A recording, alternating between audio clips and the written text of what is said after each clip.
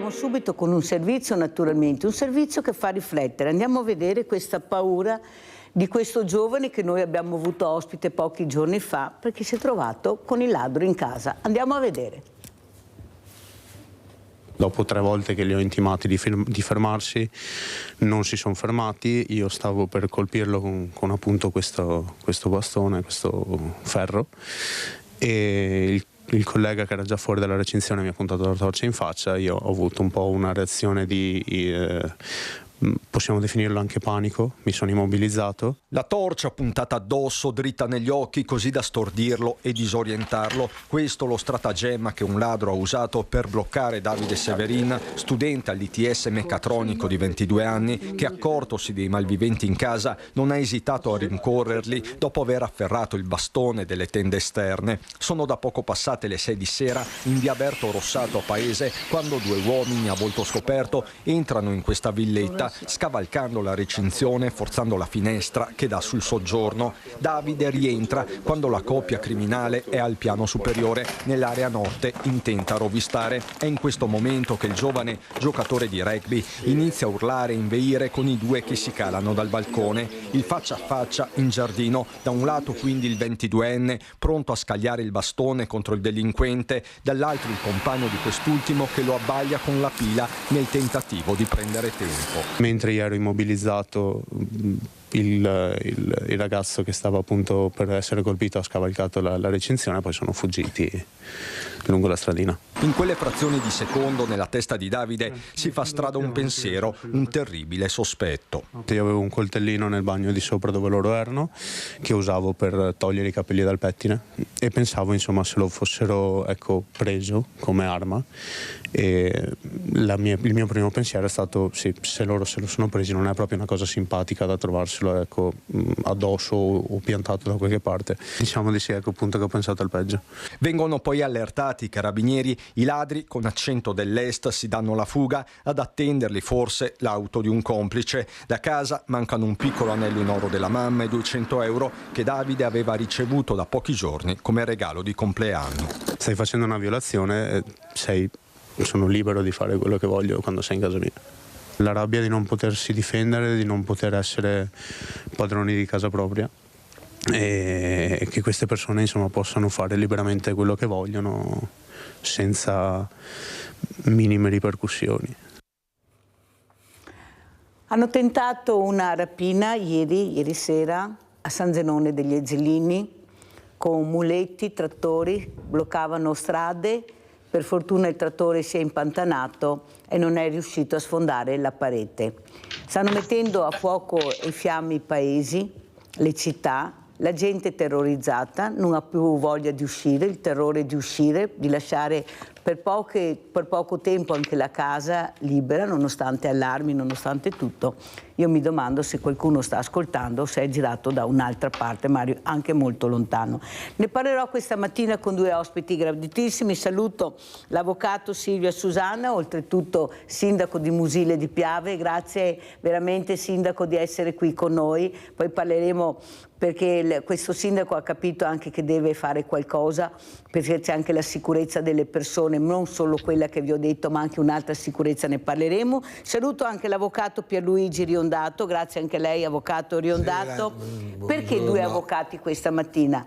Perché sono quelli che conoscono le leggi, che sanno cosa vuol dire interpretarle, perché noi facciamo solo confusione, perché nessuno ci dice niente. Noi sappiamo solo che in casa nostra non possiamo difenderci più di tanto, perché sennò è eccesso di legittima difesa. Allora io partirei sempre da una donna, perché, mi scusi avvocato Riondato, certamente, ma precedenza alle donne, anche perché fra poco ci sarà questa giornata, non so a cosa servirà, mi scusi avvocato se glielo dico, ma visto che c'è la faremo, cercheremo di io farò parlare gli uomini lunedì, non donne. Io avrò solo uomini, perché è giusto che anche loro comincino a fare quel passo in più che abbiamo fatto noi. Allora, sindaco, perché poi alla fine il cittadino si rivolge a voi, ai sindaci, al sindaco del suo paese, della sua città, è l'unico punto di riferimento che hanno, ma anche voi, come dico tutte le mattine, avete una coperta cortissima, non riuscite veramente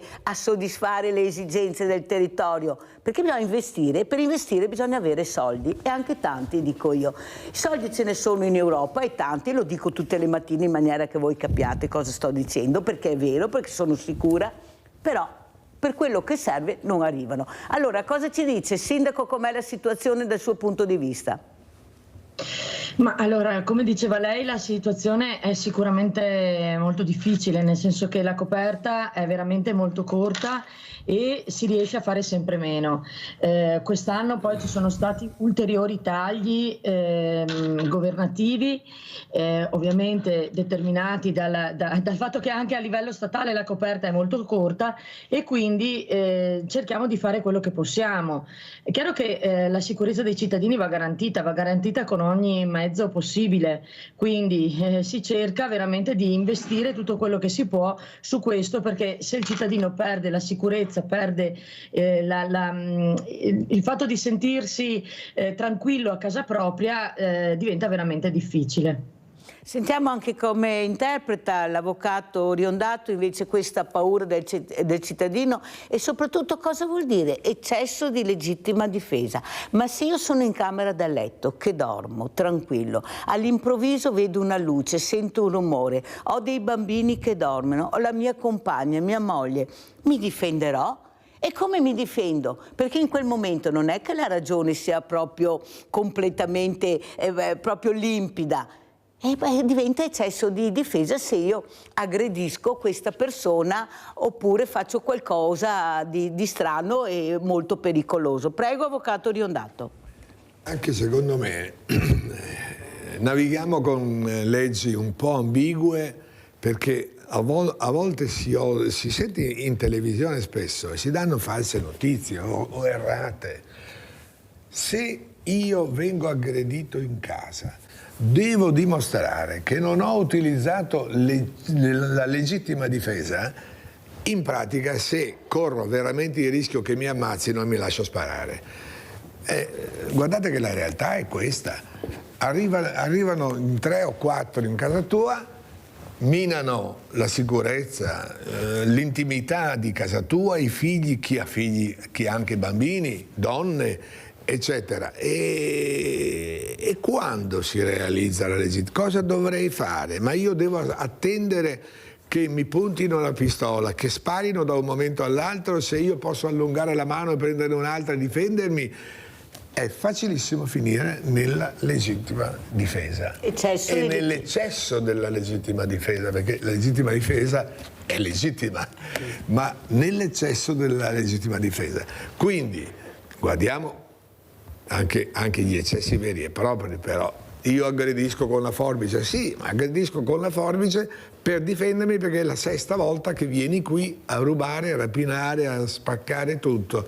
Quindi legittima difesa c'è ogni volta che in qualche modo tutelo la mia vita, quella dei miei familiari, quella di amici se sono aggredito durante una festa in casa. Ma obiettivamente i magistrati sono durissimi su questo punto, propendono sempre per il delinquente, si fa per dire, adesso prendiamolo nel giusto senso, ma certamente favoriscono chi attua queste violenze che mettono a repentaglio la vita. Il punto è che ammazzano il più delle volte. Quindi massacrano di botte, bastonate ai nostri diversamente giovani. Esattamente. Cioè, attenzione però come ci si difende, perché si finisce diritti davanti a un tribunale. Sentiamo anche adesso l'avvocato Silvia Susanna. Come avvocato anche lei queste leggi, ma mi sembra che i giudici applichino le leggi, e le leggi vengono fatte in Parlamento, avvocato. Allora c'è qualcosa che non torna, perché se la prendono sempre con i giudici di destra, giudici di sinistra, toghe nere, toghe rosse, ma alla fine il giudice applica quella che è la legge. È inutile che ce la raccontiamo e chi ha fatto la legge, perché non riusciamo a prendercela invece con chi ha firmato queste leggi? Ci saranno pure dei nomi e cognomi che hanno fatto questo, però a un certo punto quella che è proprio la verità non viene mai a galla, sempre colpa dei giudici, i giudici, ma è proprio così, avvocato, per carità può darsi anche che si sbagli, non dico di no, però mi sembra che ci sia anche qua un eccesso di colpevolezza da parte di giudici, di certi giudici. Allora quando puniscono noi, tutti zitti. Quando i giudici toccano la politica, indipendentemente del partito, sbagliano sempre. C'è qualcosa che non torna al cittadino o sbaglio, avvocato? Allora, premesso che io non sono avvocato, lo dico con rispetto dell'avvocato, scritto avvocato, perché sono dottore commercialista, quindi faccio un altro lavoro. Vabbè, Però, perdonate la segreteria, prego. A livello politico, visto che faccio anche il sindaco, mi sento anche di esprimermi su quello che lei ha detto. Allora, sicuramente il giudice applica la legge, come diceva poco fa l'avvocato, a volte si ha, anzi il più delle volte si ha la sensazione che chi viene in realtà protetto è il delinquente.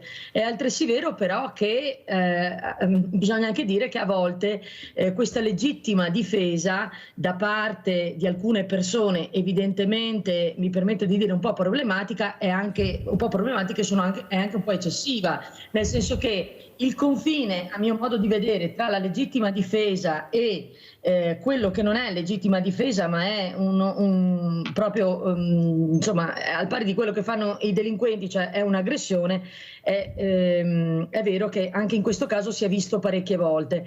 Io comunque ritengo che debba essere data la possibilità al cittadino di difendersi.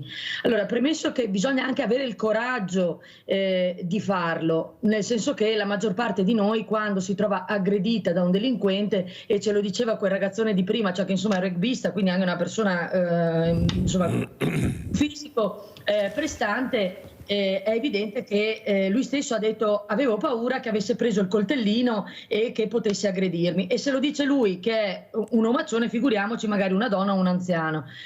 La possibilità comunque va data, vanno dati degli strumenti a questi cittadini, perché non è possibile, e questo è un periodo, io vedo anche qua nel mio paese e nei paesi vicini, dove i furti, specialmente nell'ora dell'imbrunire, sono abbastanza frequenti purtroppo. E è chiaro che se non c'è a casa nessuno c'è il trauma di trovare la casa rovesciata, ma se si è a casa, cioè, è un'esperienza che veramente auguro di non vivere a nessuno.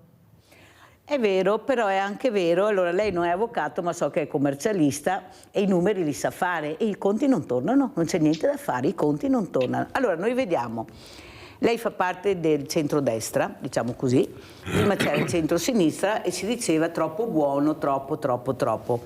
Adesso anche ricevo molte telefonate che vorrebbero più fermezza da parte, per quanto riguarda la sicurezza, da parte di questa destra.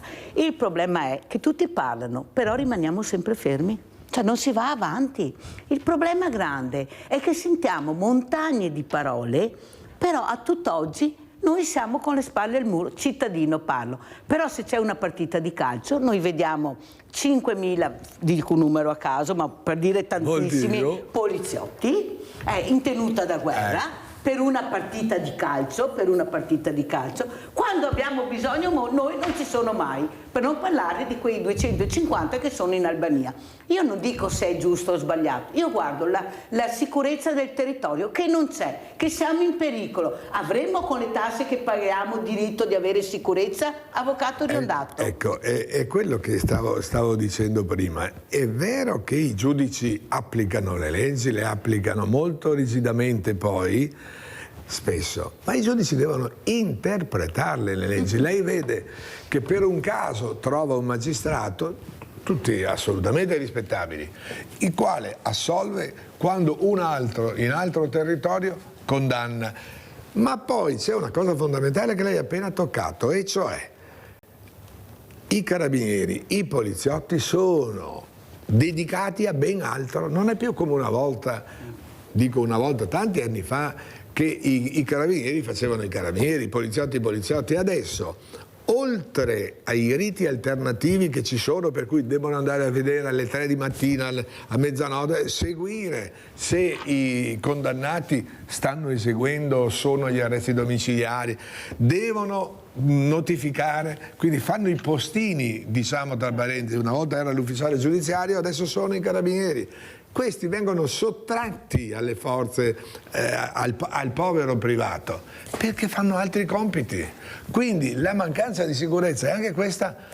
Bisogna che assolutamente si lasci fare ai carabinieri e ai poliziotti il loro lavoro. Le notifiche le deve fare chi deve farle, ma non loro. E creiamo magari altri posti di lavoro. Giornate intere.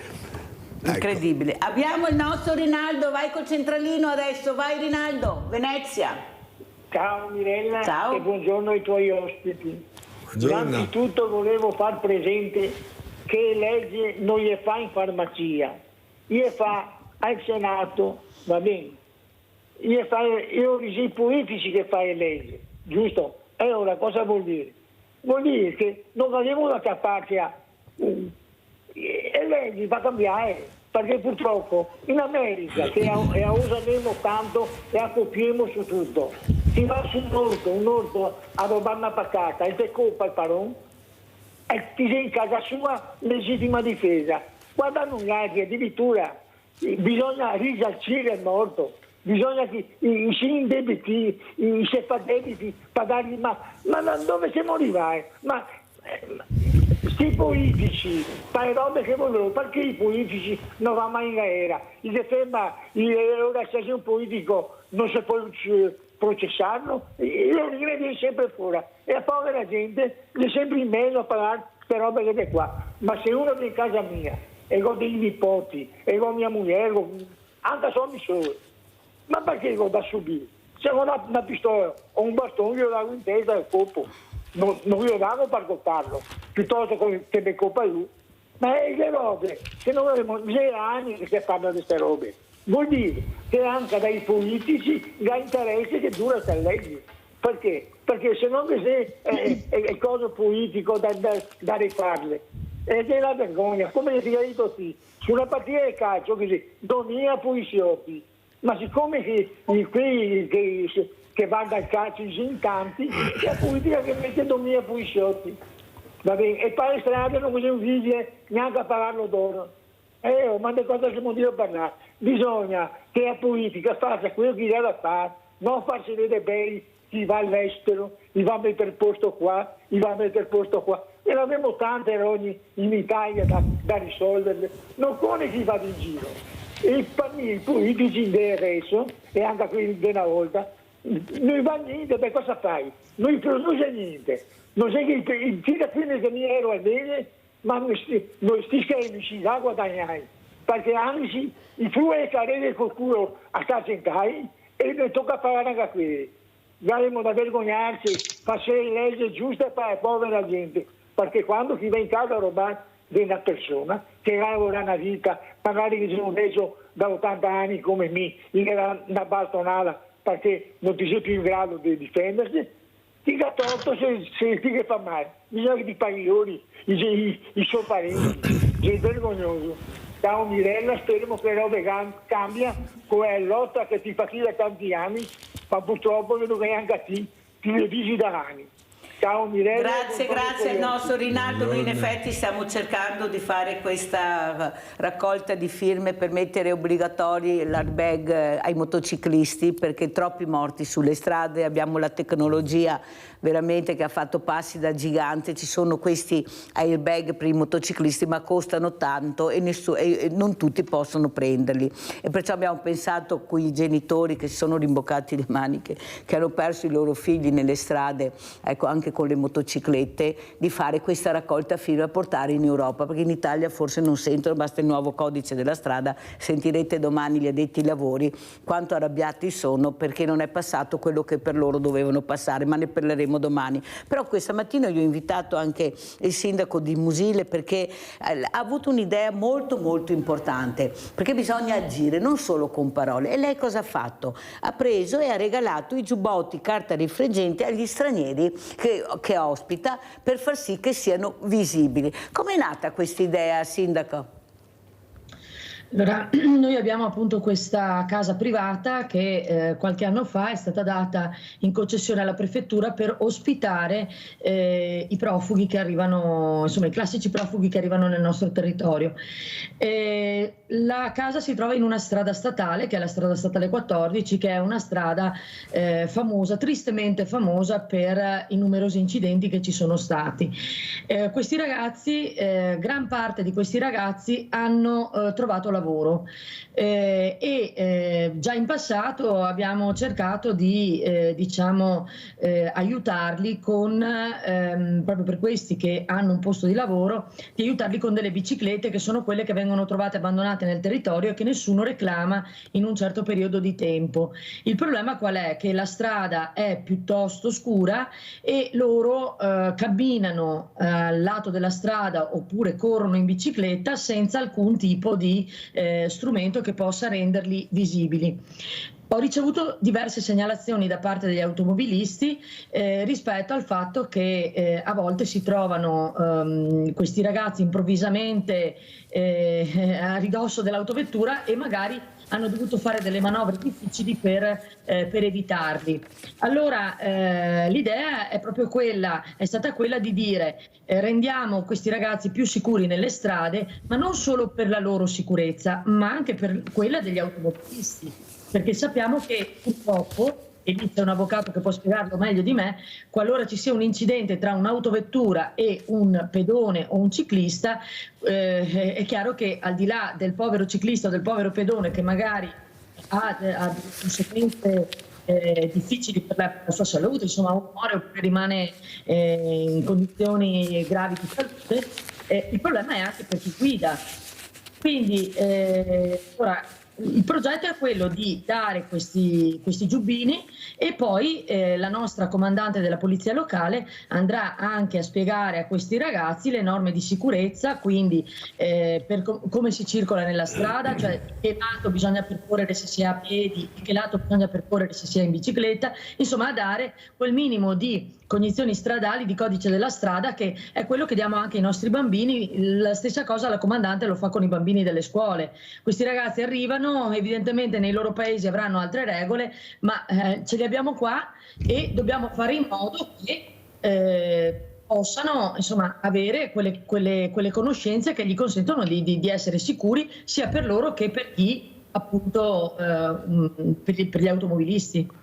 Guardi, ho apprezzato tantissimo veramente, Sindaco, quello che ha fatto, perché c'è il famoso detto tra il dire e il fare c'è di mezzo il mare. Invece la Sindaca Silvia Susanna ha dimostrato che tra il dire e il fare c'è l'agire. Ecco, se io voglio e ho la possibilità cerco di agire, perché in questo momento devo agire, devo mettere in sicurezza il mio paese, i miei concittadini, anche perché lei ha detto avranno altre regole, no, questi non vanno neanche in strada, neanche a bicicletta, perciò vedo anch'io come girano, cioè non si rendono neanche conto, perciò lei sta facendo veramente un lavoro utilissimo, glielo dico io, per tutta la comunità. Lei sta facendo un lavoro utilissimo, ma è così difficile agire, avvocato, invece anche per quanto riguarda i processi, la legge, proprio queste condanne che sono sempre poi rispetto alla morte di un figlio, di un caro, diventano irrisorie, queste cifre che hanno messo anche alla morte, se sei figlio, nipote, ma cosa hanno combinato invece di andare al nocciolo della questione di dare la certezza della pena, che è quella che manca? Prego, avvocato Renato. È un discorso molto complicato che lo facciamo, però per quanto riguarda, domani parlate del codice della strada, perché è entrato in vigore 2 giorni fa, certo. Sarebbe bene conoscere tutte queste norme, sì. Guardi che saranno in vigore alla fine dell'anno. Lo so. Se qualcheduno non rivedrà, ma io ormai ha fatto i 2 passaggi parlamentari. Certo. Lei diceva invece del... No, volevo anche fare un'osservazione. Il sindaco, per me, bravissimo, troverà di sicuro dei critici che diranno ma gli mettete ma li distinguete. Ma l'Italia è quella dei diritti, dei doveri, quasi neanche uno. Bravissimo il sindaco che ha introdotto sta norma, subirà critiche perché poi in Italia sappiamo come funziona. E lei invece aveva introdotto il discorso del dei magistrati che condannano, irrogano le pene, non vengono eseguite, eccetera. Ma questa è una questione politica eminentemente, perché il magistrato applica delle norme che scrivono i politici, lo diceva prima quel signore che è intervenuto. Rinaldo.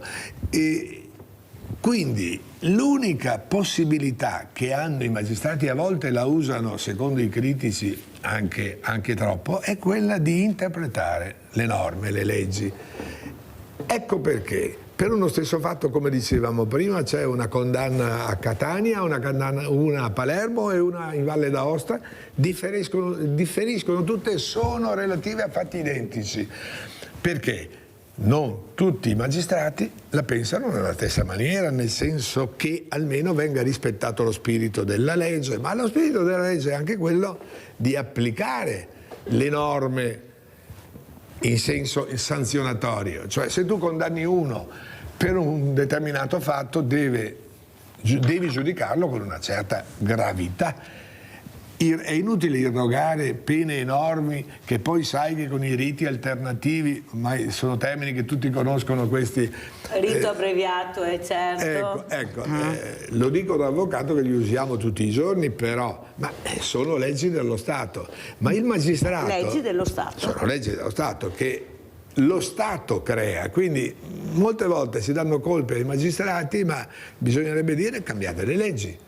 Perché se tu dai una certa norma a un magistrato e deve giudicare, questo giudicherà secondo scienza e coscienza, si dice, quindi conoscendo le leggi e secondo il suo modo di sentire, ma è evidente che ci sarà sempre una disparità e soprattutto quando si tratta di pene si evita di farle scontare, perché ci sono 1000 rimedi. Abbiamo visto proprio ieri 2 ergastolani sono stati ammessi a Palermo, un tale Brusca che è parente di un pentito e un altro, alla semilibertà. Dopo 20 anni può essere ammesso alla semilibertà. La gente dice ma è mai possibile? Ma è mai possibile un ergastolano? Quindi dopo 20 anni tu sei tenuto buona condotta, eccetera, eccetera, e sei rimesso non in totale libertà, ma in semilibertà, che prelude poi, secondo buona condotta, a Capisce, liberazione. avvocato Riondato, che questi messaggi sono devastanti per il cittadino Certo, che è a casa, certo. che è devastante sentire quella mamma che io ho avuto ospite poco tempo fa, Barbara, che ha perso la figlia e la nipote in questo incidente stradale. E ha detto 7 anni, 2 morti, 7 anni, perciò 3 anni e poco più, che non li faranno neanche, perché fino a 4 anni non fai neanche il carcere. Perciò ha detto qui, piangeva, diceva ma è questa la giustizia che io merito? Vede. È questa la giustizia per mia figlia, per mia nipote? Ma vi rendete conto di cosa stiamo parlando? O qualcuno ripete, è andato oltre l'asticella, che sono i nostri politici, anche del nostro territorio, che dovrebbero ascoltare le esigenze e farsi portavoce. Ma li paghiamo a far cosa sta gente? Io a questo punto me lo domando anche. Nadia da Treviso, vai Nadia! Ciao Mirella e buongiorno ai tuoi ospiti. Buongiorno. Niente, qua in Italia non funziona niente. Allora, ho fatto domanda di invalidità all'INPS. Per via telefono mi hanno mandato che avevo la visita ieri. Ieri pomeriggio. Ieri sono andata, ieri mattina alle 8:30. Ieri pomeriggio vado a vedere nella cassetta della posta e mi trovo le lettere che dovevo presentarmi ieri mattina, le ho trovate ieri pomeriggio. Ma le poste come funzionano? Sto ancora attendendo la fattura della luce. Qua bisogna reclamare. Invita qualcuno delle poste perché non funzionano.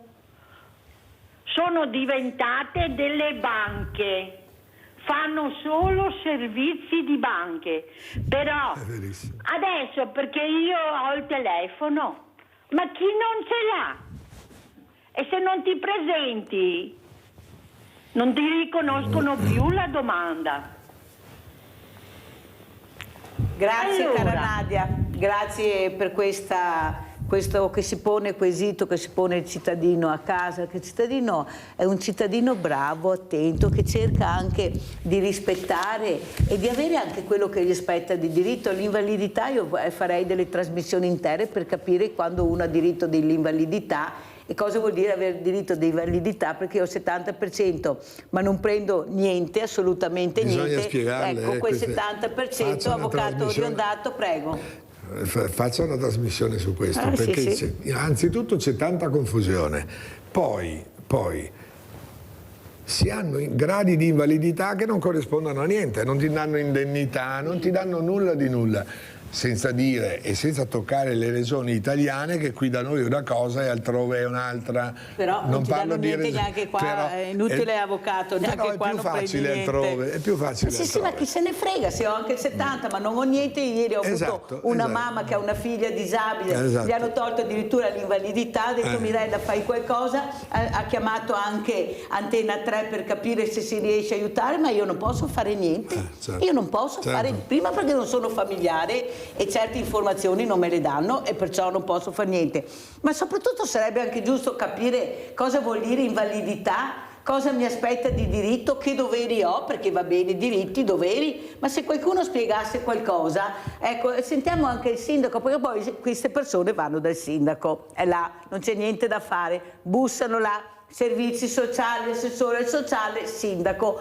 Io chiamo sempre il sindaco perché è lui responsabile della salute dei cittadini e devo dire la verità, cara sindaco Susanna, che siete veramente bravi, perché il più delle volte potete dire tranquillamente di no perché non conoscete quasi sempre i casi, se no rare volte, perché non funzionano così i servizi sociali. Io lo dico tutte le mattine, che non devo essere fortunata ad avere il sindaco Susanna o il sindaco di Spresiano o di Carbonera o di altri. Io devo avere quello che mi aspetta di diritto come cittadino, perché devo avere questo diritto. Ma come si fa ad avere il diritto se nessuno investe sulla famiglia e sulle fragilità? Perché poi alla fine il sindaco Susanna si colpiscono le fragilità, è quello che mi fa andare in bestia, ma veramente le fragilità che non sanno difendersi, che non sanno neppure a chi rivolgersi perché non hanno nessun numero di telefono. E allora dove vanno? Dal sindaco. E il sindaco va, non posso, perché come te ne ho altri casi,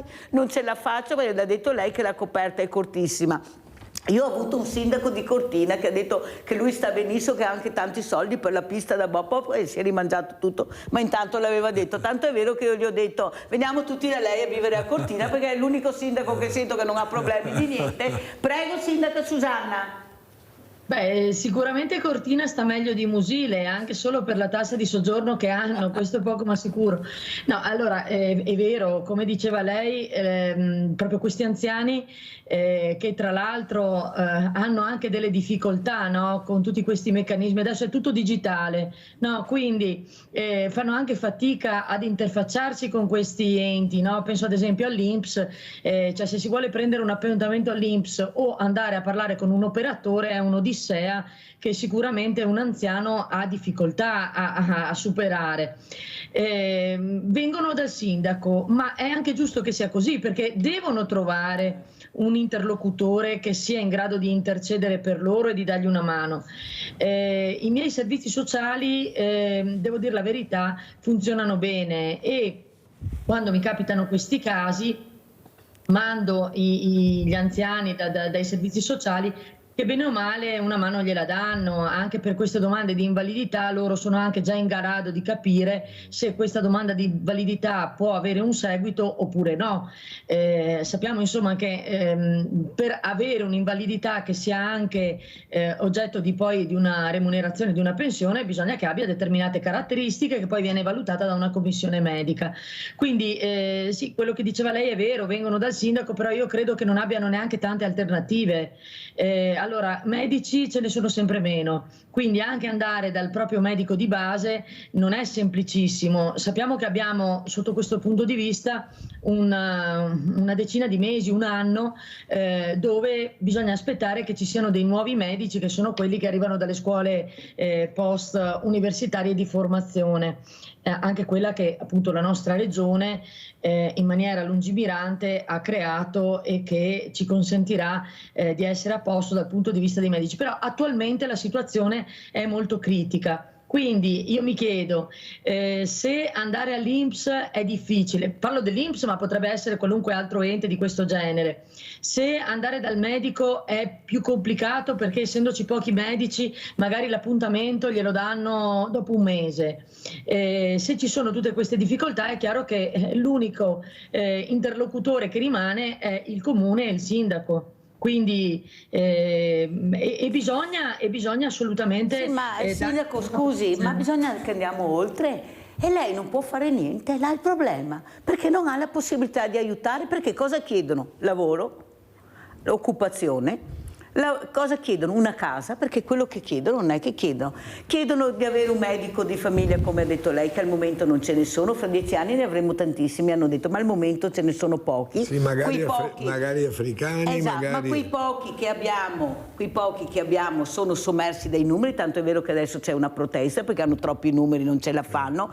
Capisce che questo cittadino quando torna a casa è come prima? E non è giusto, perché io vedo poi, sindaco, e qua lo dico sempre, perché veramente dobbiamo capire che io vedo dei bambini che sono tristissimi, che vengono a prendere la spesa con le loro mamme, con i loro papà, perché io ho le famiglie che vengono a prendere la spesa, sono i nuovi poveri che con 2 stipendi non ce la fanno, lo dico tutte le mattine, ma lo dirò per sempre finché non cambia qualcosa. Ma come si fa a vivere con 2 stipendi da 1.000-1.200 euro se ci arrivi, con affitti da 500-600 euro, mutuo, bollette, andare a lavorare con la macchina? Ma come fanno i bambini che crescono? Ma si rendono conto che i problemi sono questi? Ma come può far girare l'economia se siamo in queste condizioni? Certo, per le chicche, per l'elite, certo girerà sempre, ma allora torniamo come una volta, i ricchi, i poverissimi e la miseria, perché se non ci fossero gli empori solidali, i banchi solidali, le varie carte, associazioni, cosa farebbero queste persone? Chi è che andrebbe da mangiare a queste persone? 6 milioni di poveri e non si muove una foglia. Avvocato Riondato. Ecco, ma volevo fare... No, fermo perché mi dicono che ho straforato pubblicità. Va bene.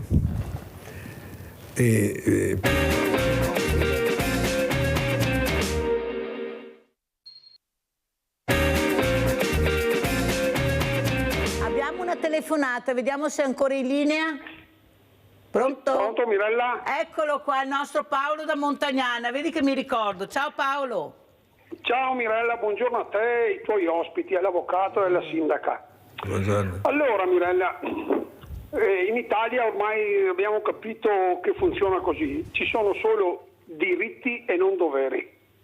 Allora stiamo vedendo che la politica litigano, fa destra e sinistra, si danno la colpa uno all'altro delle cazzate che fanno, si danno la colpa uno all'altro, no?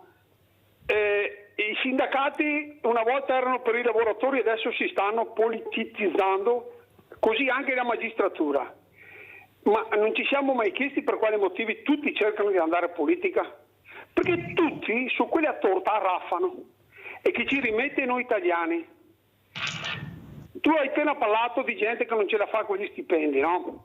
Allora io e mia moglie siamo 2 pensionati, abbiamo lavorato 43 anni in verniciatura, pallo verniciatura pagando le tasse ogni mese sulla busta paga.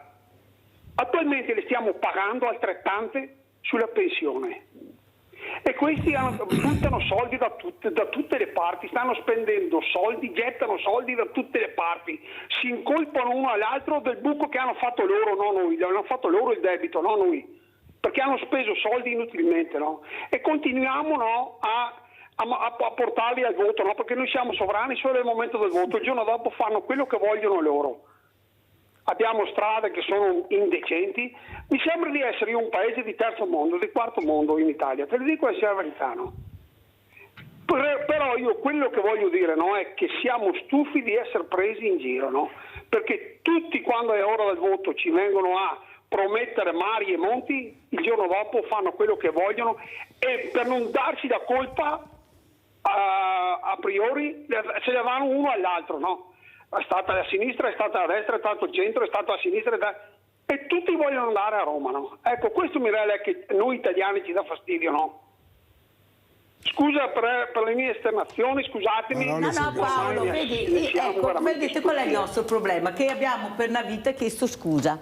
Scusa, quando vediamo un senatore, un onorevole parlare, mamma mia, il Dio in terra, vuoi avvicinarlo, mi scusi? Scusa, mai scusa. Sono pagati da noi,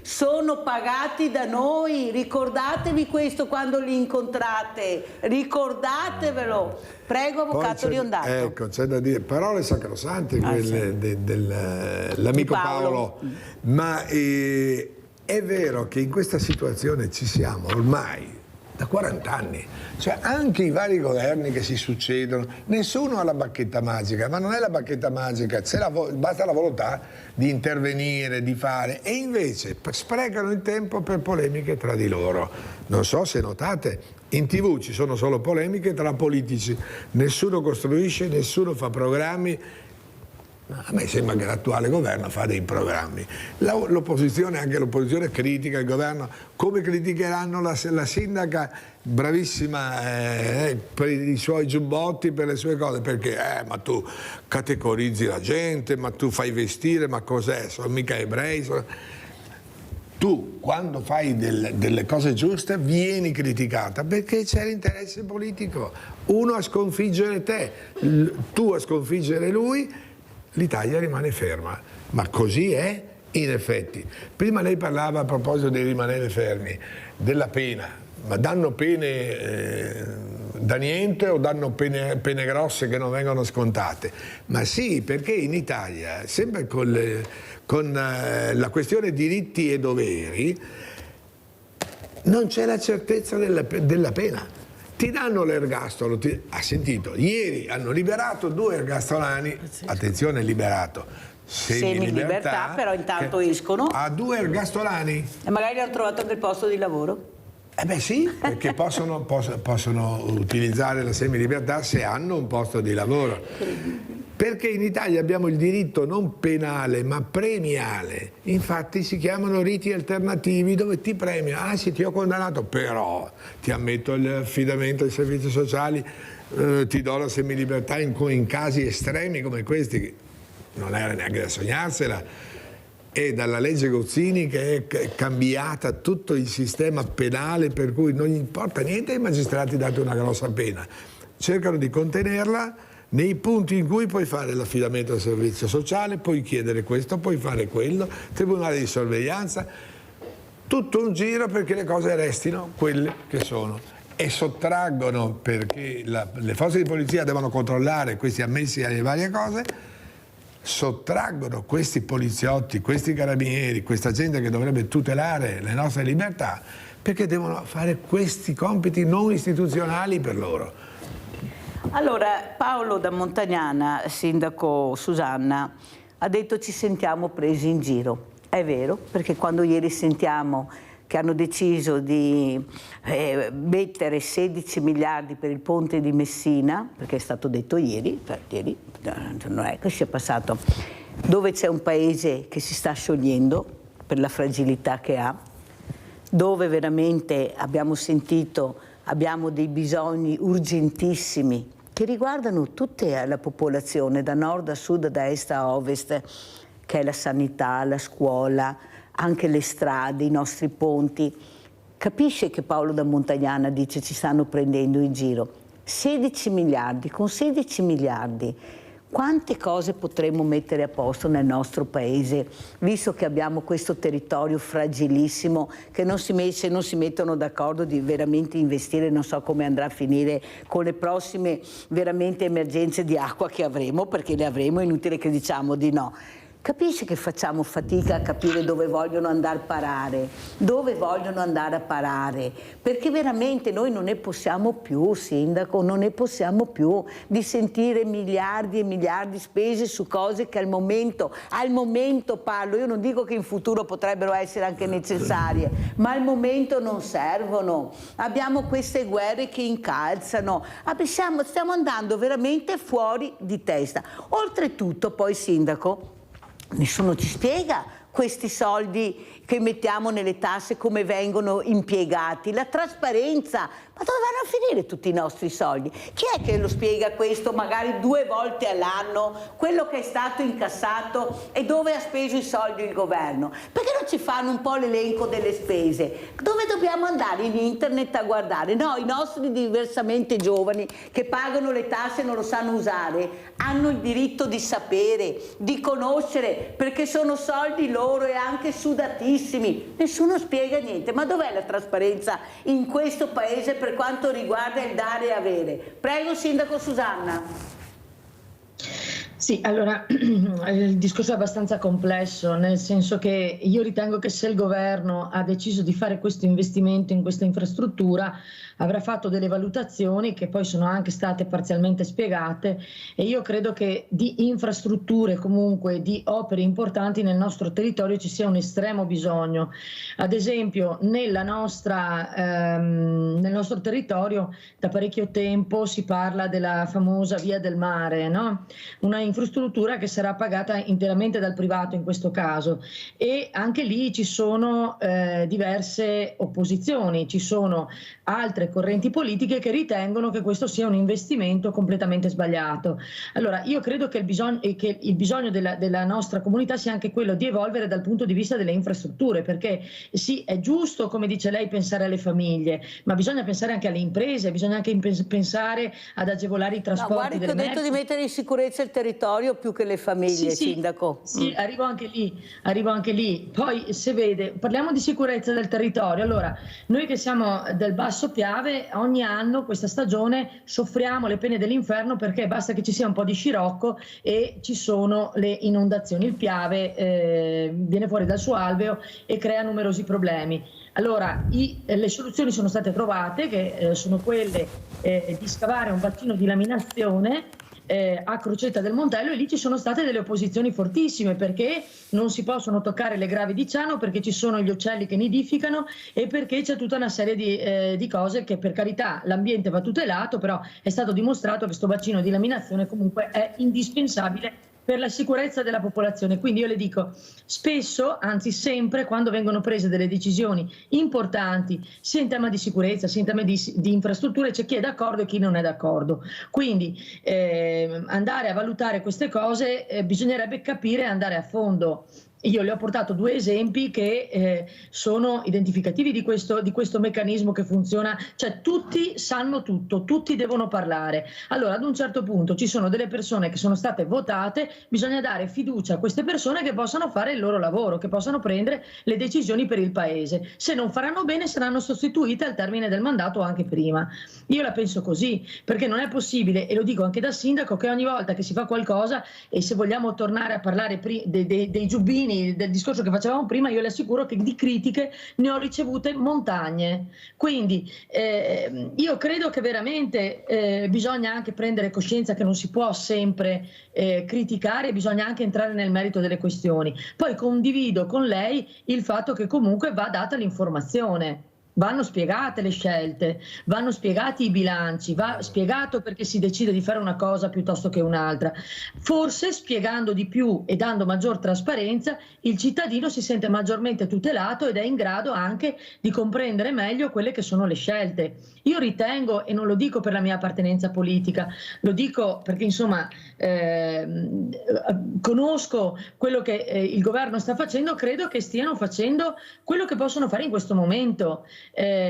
Superando anche le difficoltà derivanti dal fatto che è stato dato un reddito di cittadinanza praticamente a chiunque e che è stato fatto un bonus, i bonus lì sono stati dati e hanno creato un buco di bilancio che è difficile. A me a volte fa pena il Giorgetti della situazione, che si trova veramente a dover gestire il nulla e a dover trovare dei finanziamenti, andando a toccare anche capitoli di spesa che sono difficili da capire. Io col sindaco starei qua tutta la giornata perché mi piace, perché mi stimola tantissimo quando parla. Allora, reddito e cittadinanza, perfetto. Però mi sembra che l'avesse firmato anche la Lega, quando perché era nato benissimo il reddito di cittadinanza. Reddito di cittadinanza vuol dire lavoro. Poi è caduto il governo ed è successo il finimondo. Ma mi scusi, sindaco, il reddito di cittadinanza chi è che lo doveva controllare? Non mi sembra assolutamente. È vero che qua al nord abbiamo avuto tutta sta montagna di persone che non avevano voglia di lavorare e prendevano il reddito di cittadinanza perché c'era un controllo ferreo. Se ne hanno beccato 3 o 4 sono già tanti. Dove c'è stato il grande inghippo che ha detto dove? Dove non c'è il controllo. Sì. E che è la colpa che non fa il controllo? È del cittadino, della persona che ha bisogno, dice tanto vado a prendermi il reddito, me lo danno, o di chi dovrebbe controllare? Capisce che passa sempre il cerino al fragile, al debole, ma queste persone cosa ne facciamo? Tanto è vero che anche la Premier Meloni non si chiamerà reddito di cittadinanza, ma ha capito che bisogna aiutare queste famiglie in difficoltà, perché questa è la verità. Si chiamerà un'altra cosa e non le sembra che forse eravamo solo noi e la Grecia che non avevamo il reddito di cittadinanza, ma l'intera Europa che noi facciamo parte ce l'aveva? Allora capisci che è un emporio solidale e che vedo a chi è andato il reddito di cittadinanza perché lo vedo, lo tocco con mano e loro piangono e dicono Mirella benedetto cosa avrei fatto? Capisci che mi arrabbio perché questi qua vanno nel minestrone con i furbi e non è giusto, sindaco, e non è giusto. Cosa li facciamo? Li uccidiamo? No, mi dica lei, li uccidiamo? No, perché gli hanno detto addirittura li spariamo?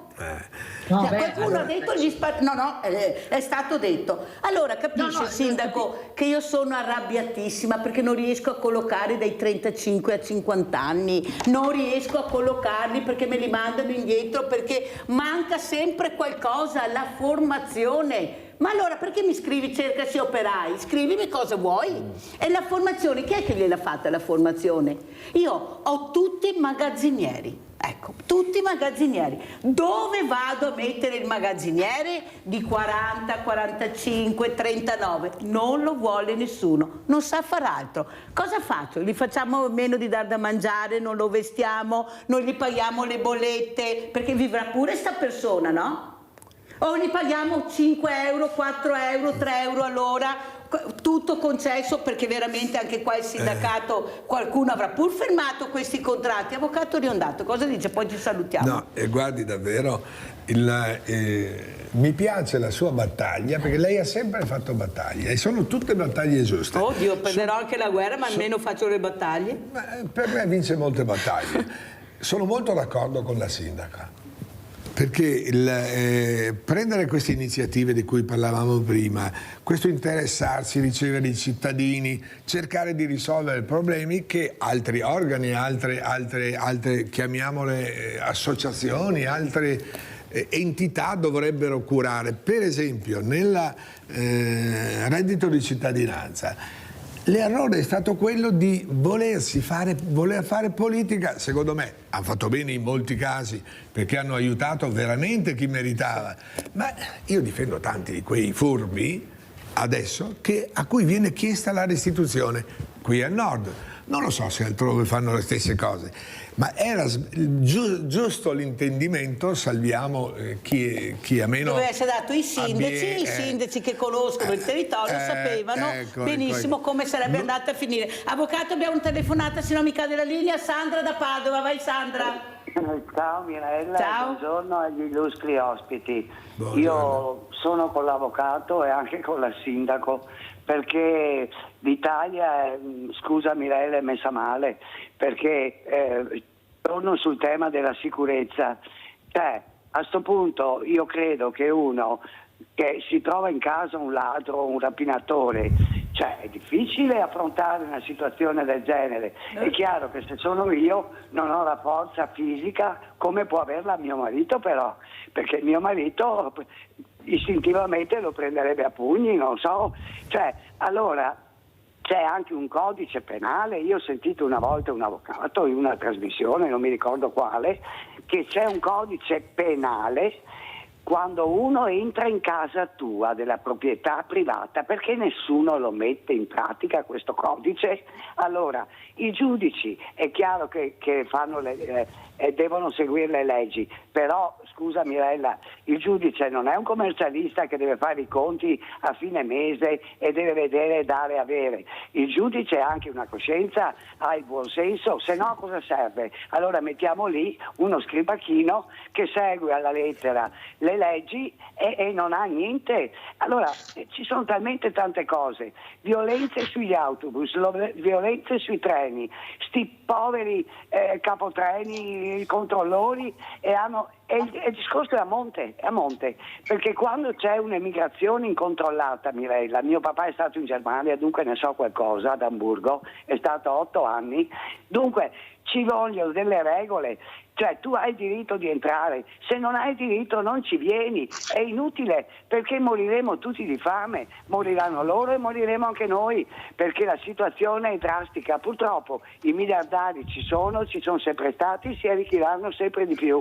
Allora io dico, quando una persona, se io vado senza documenti, veloce Sandra, che sono in chiusura, no, non mi fanno entrare. Allora loro devono avere i documenti, li buttano via apposta.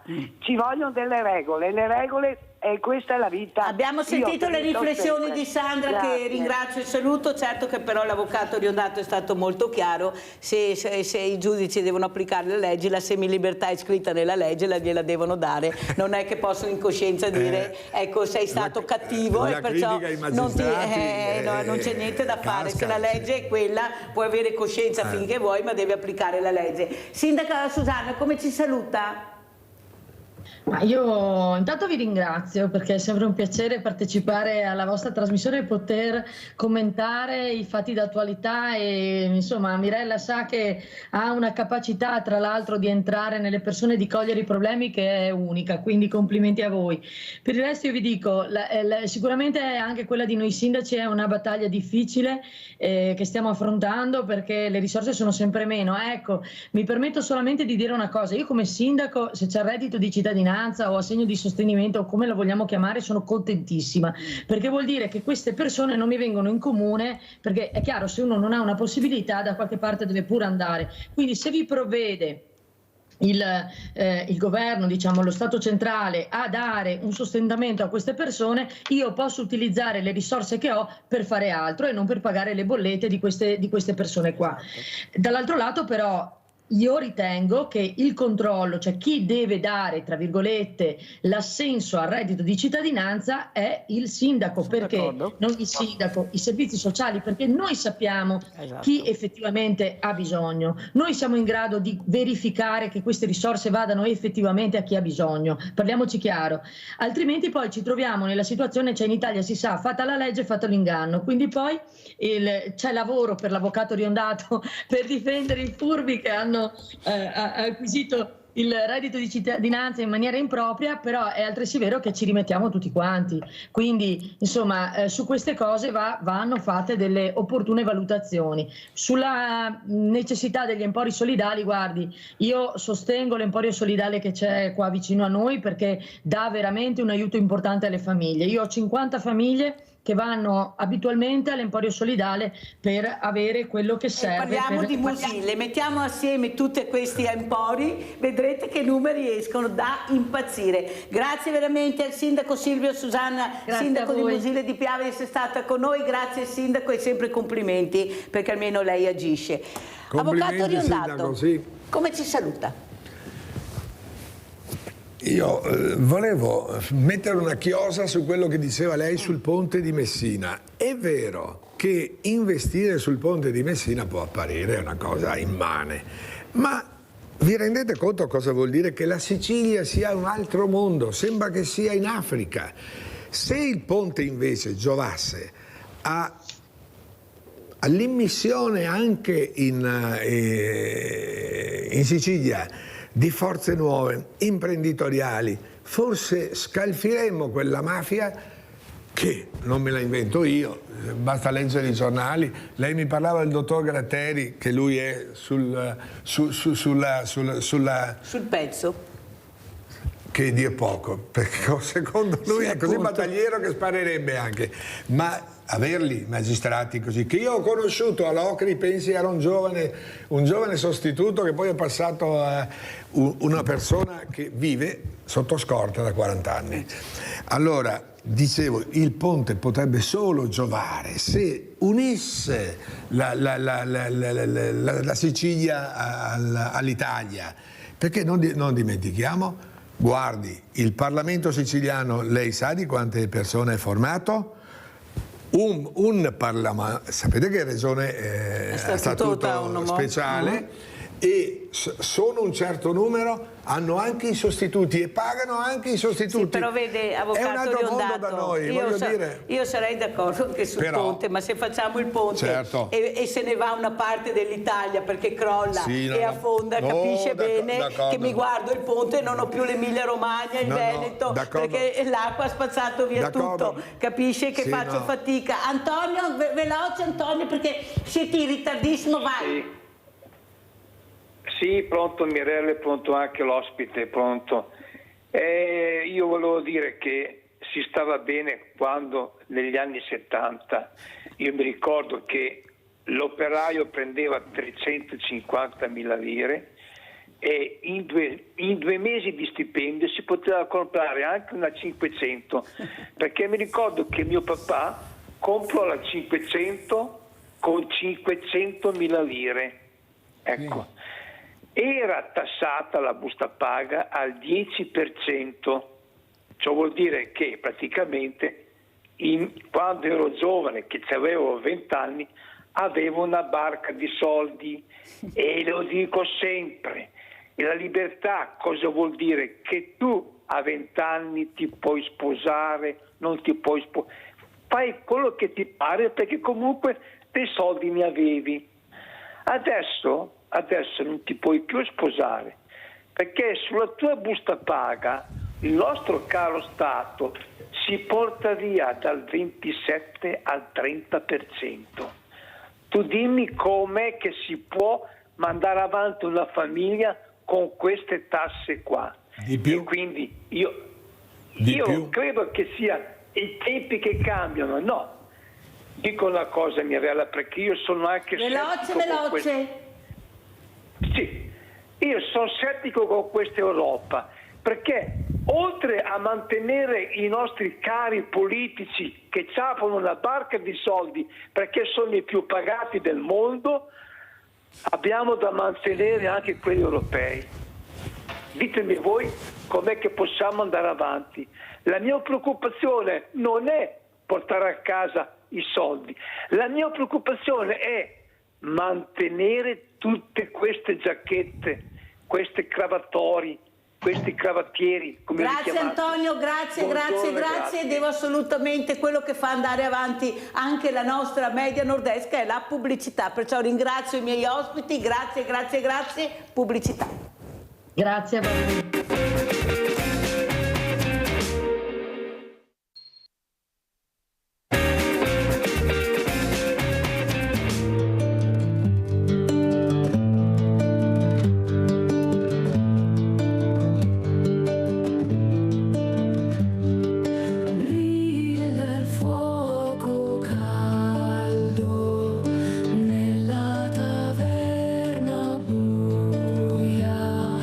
Calicina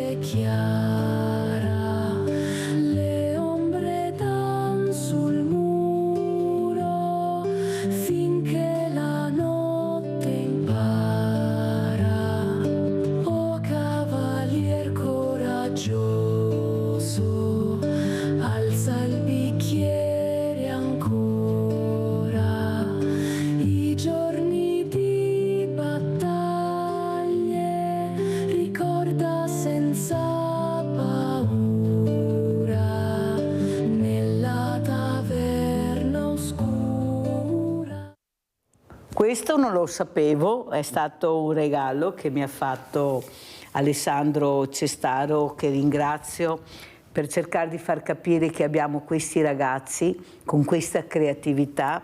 Avete visto il boia della Treviso del Cinquecento che rivive a fumetti con questo grande creatore che è Alessandro Cestaro, che fa capire l'importanza anche di questa idea di far veramente creare a questi giovani ragazzi. Intanto grazie veramente Alessandro, perché sei sempre nel pezzo con questi ragazzi, tu li fai lavorare e li fai creare, perché loro che ti seguono creano delle cose veramente importanti, che è anche la storia della loro città. Prego Alessandro, saluto, permettimi anche il professor Pierangelo Clerici, presidente Associazione Microbiologi Clinici Italiani, che è collegato con noi da Milano. Grazie professore, ma penso che anche lei faccia piacere vedere la creatività di questi giovani, poi parleremo anche di giovani con lei e della sua professione. Ho apprezzato tantissimo. Grazie professore, grazie. Allora Alessandro, la creatività, io difendo questi ragazzi e ragazze, persone, perché io non divido mai tra maschile e femminile, sarebbe ora di parlare di persone, perché io sono convinta che hanno una creatività incredibile. Poi sentirete ieri che è stata fatta la raccolta in una farmacia, ne abbiamo 21 noi associate, non 15, 21, farmacia per i bambini. Cosa dicono questi bambini intervistati e come si approcciano anche alla persona che arriva in farmacia per regalare agli altri bambini. Allora, la creatività, Alessandro. La creatività nasce dalla conoscenza della cultura, innanzitutto, e credo che questa sia una cosa che viene molto trascurata sia in ambito scolastico che in ambito familiare. Il mio è un campo di disegno, di creazione delle storie, lavoro sempre a stretto contatto con i bambini. Giusto ieri sera sono uscito dal mio corso di fumetto e ho dovuto mio malgrado affrontare il discorso con i bambini addirittura della guerra, di chi è il cattivo e chi non è il cattivo, cercando di distrarre i ragazzi nel non fargli pesare questa situazione attuale. La creatività è anche uno sfogo, un modo per scaricare delle tensioni mentali e a volte anche fisiche, ed è anche una disciplina, perché come lo sport bisogna avere costanza, disciplina, sapere che comunque se è una cosa che ami devi dedicarci del tempo, devi sacrificarci qualcosa di tuo se vuoi avere risultati. Cosa dicono questi bambini, questi ragazzi? Cos'è che chiedono? Perché loro sono molto curiosi. Se tu riesci a aprire questa scatola magica che è il loro cervello, che funziona benissimo, hanno le idee più chiare anche di tanti adulti, cos'è che dicono questi ragazzi, queste persone, Alessandro? I bambini sono una spugna, il più delle volte dicono ciò che dicono gli adulti, perché è lì che imparano. Il bambino impara soprattutto anche dai fatti, quindi ciò che vedono che fa l'adulto è ciò che il bambino impara. Ascoltano poco in realtà, perché tu puoi dire a un bambino di non buttare la cartacea per terra, però se vede un adulto dall'altra parte della strada che lo fa e nessuno dice niente a questo adulto, loro sono recettivi su quest'ultimo messaggio. Quindi ciò che dirà il bambino da adulto è ciò che il bambino assorbe quando è piccolo e ripeto, assorbe ciò che vede. Quindi se l'adulto vuole essere un adulto responsabile deve esserlo già nei fatti. Quindi anche vedere, io ad esempio in negozio ho un paio di clienti che a mio giudizio danno un buon esempio, quando qualcuno dimentica o lascia a posto una cartacea o una bottiglia, loro la raccolgono e la portano nel proprio secco dei rifiuti. Queste sono piccole lezioni, senza proferire parola o senza appesantire di pressioni verbali il bambino, estremamente più efficaci. Nel mio ambito, che è appunto il fumetto, le azioni vengono narrate mediante i disegni, i fumetti. I personaggi che guardano la televisione, i bambini, sono essi stessi degli esempi. Ovvio che bisogna stare attenti a cosa guarda il bambino e la raccomandazione ai genitori è sempre quella di guardate anche voi i cartoni che guardano i vostri figli, senza scandalizzarsi di ciò che poi loro apprendono senza che loro sappiano cosa guardano. Le domande che porranno magari. Esatto. Allora sentiamo anche cosa ne pensa il professor Pierangelo Clerici, presidente Associazione Microbiologi Clinici Italiani, ecco, di questa creatività. Voi operate con scienza e coscienza, avete questo futuro nelle vostre mani, che sono questi giovani, queste persone che si avvicinano a queste specialità, a queste professioni. Com'è la situazione, professor Clerici? La situazione è florida dal punto di vista della volontà dei giovani di seguire i corsi di medicina, di biologia, di farmacia, di biotecnologie, per cui c'è una grande volontà, che poi magari è frenata da quello che tutti conosciamo essere il numero chiuso, però cercheremo di metterci riparo anche in questo. Quello che è importante è che la creatività dei bambini e dei giovani non deve essere limitata, perché noi non dobbiamo mai dimenticarci che le grandi scoperte della medicina sono scoperte dovute alla creatività, al caso. Non dimentichiamoci Fleming con la penicillina. Il problema è che una volta verificatosi questo aspetto di creatività, bisogna poi ricondurlo nell'alveo scientifico, quindi trovare la spiegazione. Ma la creatività non va mai fermata nei bambini, nei giovani, ma anche negli adulti, perché è la base su cui si genera la buona medicina.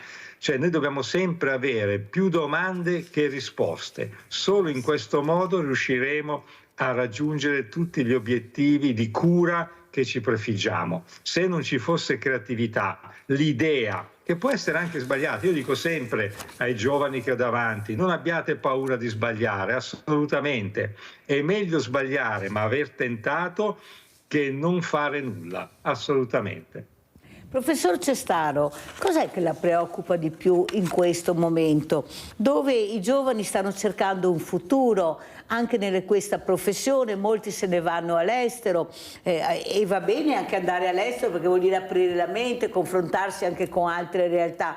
Il problema è che poi non ci tornano più, perché sono pagati molto di più, hanno più opportunità, perché voi li formate veramente bene e loro capiscono, tanto è vero che la Germania non punta molto sulla formazione, ecco, perché se li prende, noi li formiamo, poi loro se le prendono. Secondo lei non dovremmo anche un po' cambiare modo anche di agire con questi giovani, anche a livello di lavoro, a livello di professione?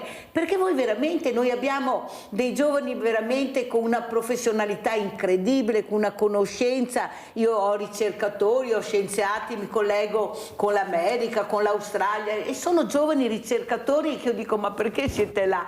E di sicuro non sento che hanno tanta voglia di tornare, anche perché poi se voi volete farli tornare non è mica così semplice. Prego, professore. No, la situazione è complessa, perché sicuramente all'estero sono pagati molto di più. Però devono anche fornire prestazioni superiori a quelle che normalmente vengono fornite in Italia come tempo ore dedicato, per cui nessuno ti regala nulla, ma è l'impostazione diversa. Un ricercatore negli Stati Uniti o in Germania o in Svezia può svolgere la propria attività di ricercatore H24, cioè il laboratorio è sempre aperto, lui può sempre recarsi in laboratorio a fare i propri esperimenti con i colleghi, andare nelle biblioteche. Da noi purtroppo l'accademia ci limita, perché noi abbiamo l'orario di servizio, quindi inizi a fare il ricercatore alle 9 di mattina, ma alle 6 di sera devi smettere, quindi perdi una fascia del giorno che potrebbe risultare importante, perché la ricerca non può avere orario. Quindi è il modus operandi. Sugli stipendi non dobbiamo dimenticare che i ricercatori, è vero che vengono pagati poco e andrebbero pagati di più, ma è una catena. Se io pago di più i ricercatori, vuol dire che devo pagare di più anche chi è strutturato a livello, ad esempio, ospedaliero. E qui si tratta di investire da parte dello Stato parecchi miliardi di euro. Però io devo dire che sono molto fiducioso, perché più del 70% di coloro che vanno all'estero rientrano poi in Italia per lavorare e portare la loro esperienza. È che purtroppo noi ci focalizziamo sempre su quel 30% che resta all'estero, ma che c'era anche negli anni 70, perché io quando ho fatto la mia carriera mi ricordo che compagni di università sono andati a Bethesda, al Weizmann Institute di Tel Aviv, e poi sono rimasti, per cui non è un fenomeno attuale, adesso è amplificato. Una volta invece non veniva amplificato, ma esisteva. Comunque i giovani devono avere tutte le possibilità, che siano a Milano, a Roma, a Oslo piuttosto che a Washington. È fondamentale che continuino ad aprirsi al mondo.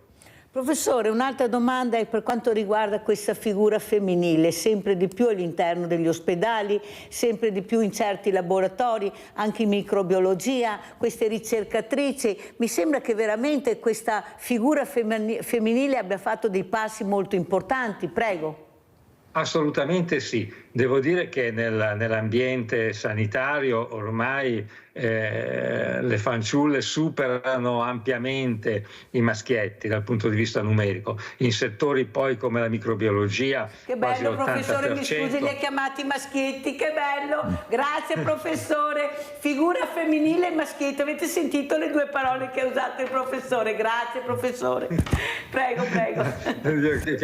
In microbiologia l'80% è rappresentato dalle figure femminili e ne siamo ben contenti. Certo è che bisogna dare delle garanzie a queste fanciulle, perché se hanno una gravidanza, che è una cosa bellissima, che deve essere fonte di gioia, non si possono penalizzare né nel momento della gravidanza né nel futuro, quando dovranno gestire insieme al compagno, al marito, il bambino. Per cui il sistema andrebbe riorganizzato su questo. Però sono una grande risorsa. È che per molto tempo il lavoro sanitario è stato considerato un lavoro di fatica. Pensa ai chirurghi che molto spesso stanno in piedi 8-10 ore al tavolo operatorio, per cui si riteneva non adatto alle fanciulle. Dopo si è scoperto che le fanciulle rappresentano il vero sesso forte, non il sesso debole, per cui finalmente si è aperto anche a queste discipline la possibilità di svolgere queste attività, e sono fondamentali. Devo dire che in questo gioca anche un po' la cultura attuale, dove l'uomo, a parte colui che vuol fare il medico, il ricercatore, tende a essere più sull'aspetto economico-finanziario. Gli uomini oggi, se gli chiedi cosa vogliono fare, per la maggior parte i maschietti decidono di fare o l'ingegnere gestionale o l'economista laureato alla Bocconi, perché hanno l'idea di guadagnare soldi, di poter fare quello che vogliono, di girare il mondo. Un concetto estremamente sbagliato, perché sappiamo, perché noi li vediamo poi in ospedale come ritornano a noi stressati, che forse se si dedicassero anche ad attività scientifiche di altra natura, umanistiche, non sarebbe male. E ha fatto bene a dirlo e anche a proporlo, professor Clerici. Allora andiamo a vedere anche per quanto riguarda questa scuola del fumetto che avevamo iniziato proprio a Villa Margherita, per far capire l'importanza di questa scuola per le future generazioni, chiamiamole così. Dava loro un'opportunità anche con i centri estivi di creare a questi bambini, cosa che fanno pochissimo. Andiamo a vedere Villa Margherita, presentazione scuola del fumetto. Ciao, intanto io sono Cestaro Alessandro, sono il direttore della Scuola del Fumetto di Treviso, sono io stesso un fumettista e oggi in Villa Margherita stiamo facendo con i ragazzi un fumetto come lo facevano gli antichi cavernicoli, ovvero disegnando di getto, senza gomma, e raccontando una storia solo grazie alle immagini che vengono fuori dalle manine di questi giovani artisti. Sto facendo una storia di un viaggio nel tempo dove ci sono io con una macchina del tempo che vado in questa villa indietro di un sacco di tempo con la regina Margherita. Qui ci sono io con la macchina del tempo che parto. Qui la macchina scomparisce perché sono andata in un'altra epoca e qui c'è la villa che devo finire. Dopo praticamente ci sarà che incontrerò la regina e diventeremo amiche e infine si farà una grande festa. Ciao, io sono Riccardo Mazzon e sono al corso di disegno Villa Margherita e oggi vi farò vedere il mio fumetto su Jurassic World. Qui inizia facendo vedere i dinosauri che pascolano nei prati e fa vedere le persone che lo guardano. Poi c'è anche il cacciatore dei dinosauri che vuole puntare il dinosauro per spararli, però arriva il dinosauro carnivoro, quello più grande, e mangia uno dei suoi colleghi. Però il dinosauro erbivoro viene comunque colpito e le guardie del parco dei dinosauri sparano al dinosauro per farlo addormentare e per farlo calmare, così non muore nessuno. E poi niente, adesso poi devo continuare, non è ancora finito. Sto disegnando. Cosa? Io che dormo, poi mi sveglio, poi dopo bevo il caffè, poi dopo vado via e vado qua dove c'è il tappeto e l'ombrellone, cioè a questa festa. Poi sono andata al parco giochi, poi qua è dove sono tornato a casa e ho disegnato, poi qua è dove sono andato allo zoo e c'era il dinosauro, poi qua è dove ho dormito, sono andata a dormire. Tutti possono farlo. E il bambino per esprimere la sua creatività, l'adulto per raccontare una storia, il diversamente giovane è in pensione, invece di andare, che so, a bocce, per intendersi, può benissimo prendere e imparare nuove attività, nuove cose. Spessissimo ho dei clienti che sono avanti con l'età, ma non ho più l'età per fare. No, ce l'hai, perché ci sei, quindi se ci sei puoi fare.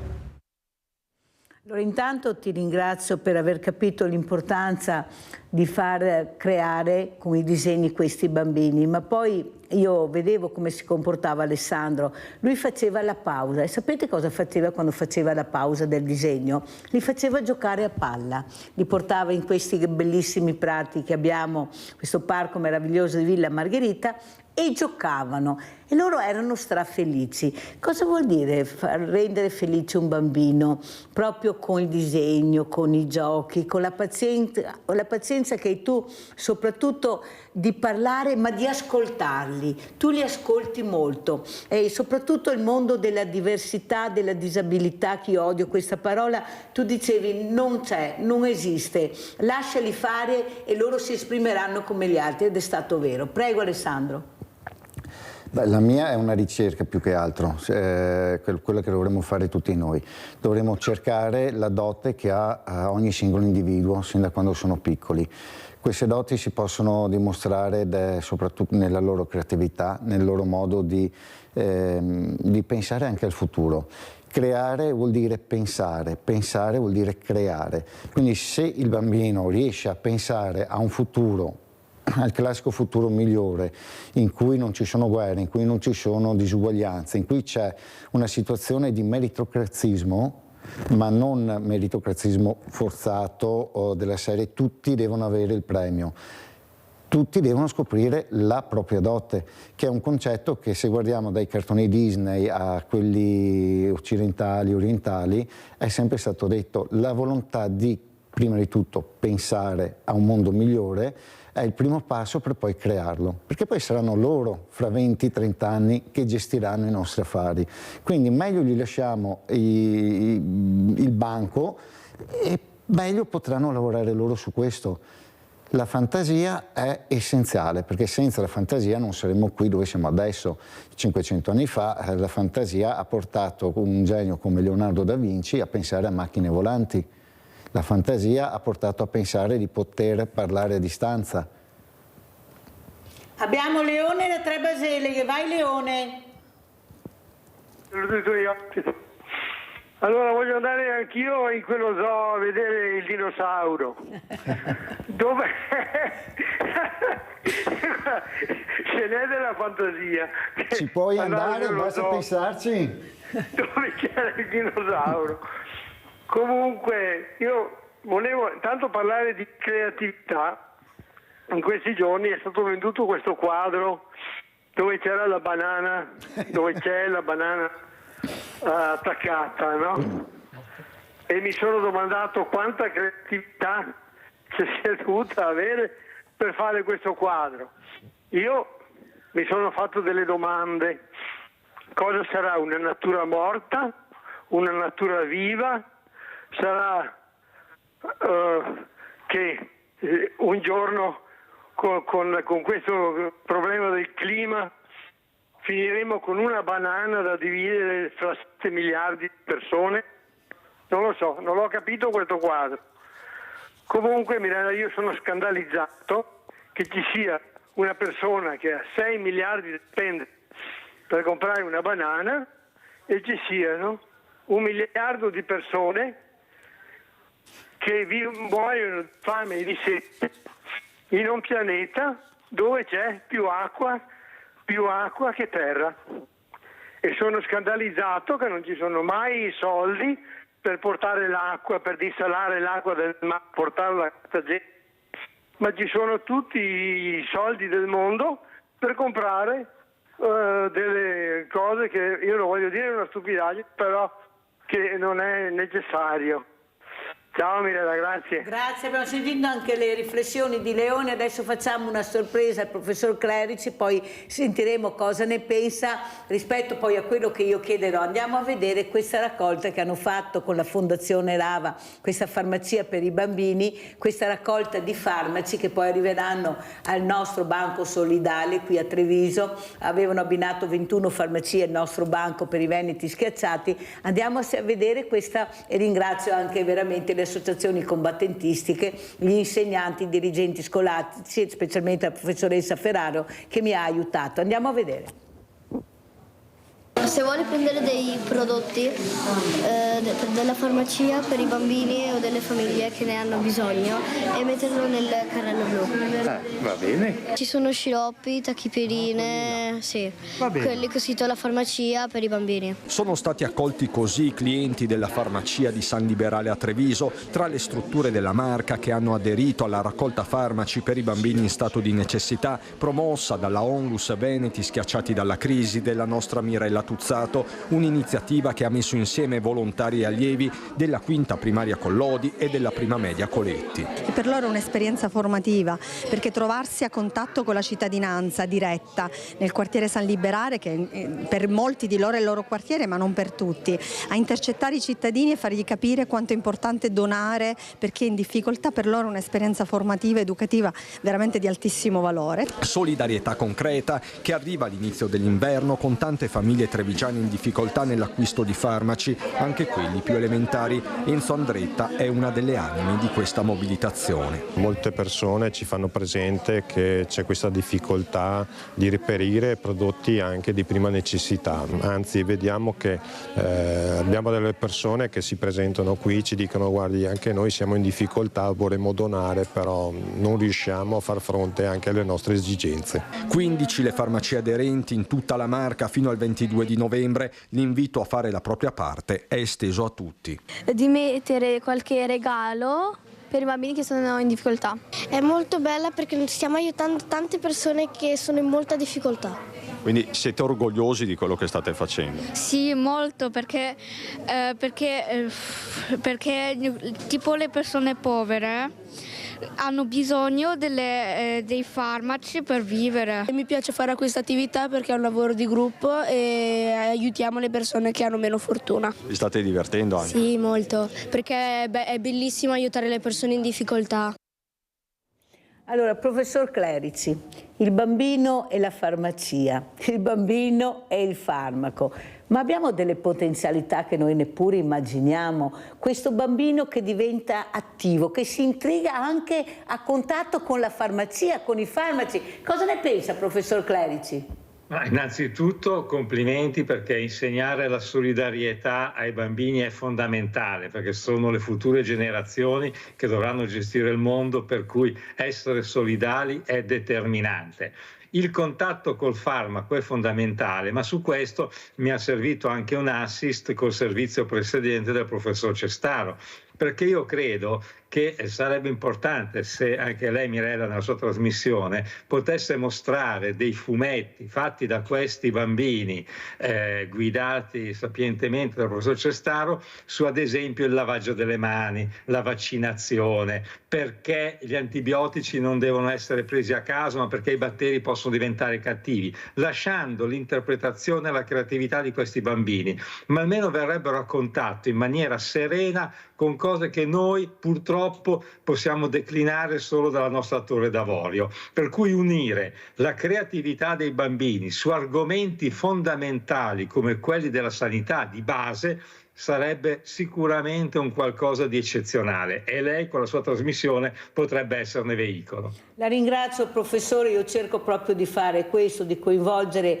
anche questi bravi artisti che abbiamo anche col fumetto per intrigare i bambini. Quale cosa meglio del fumetto per realizzare qualcosa di utile, sapere qualcosa di importante, realizzato e creato proprio da loro con questi disegni. Ha sentito professore come spiegano i disegni, e quando hanno qualche dubbio lo spiegano ancora meglio, perché hanno capito che forse non è stato capito bene, allora ritornano e lo spiegano, proprio la potenzialità. Ma soprattutto io sto cercando di far capire, anche di portare questi ragazzi non solo a fare la solita lezioncina all'interno della scuola, che per carità serve, ma portarli direttamente anche negli ospedali, nei laboratori, fargli toccare con mano chi è magari questo bambino che ha visto la farmacia, il farmaco, magari non riesca più avanti a dire magari mi piacerebbe anche fare un percorso diverso. Io ho avuto un cardiochirurgo, professor Clerici, che ha detto che lui a 6 anni sapeva già che avrebbe fatto il chirurgo. Lui aveva già le idee chiare sue ed è diventato chirurgo. Allora perché non cercare di stimolarli? Cosa ne pensa professor Clerici?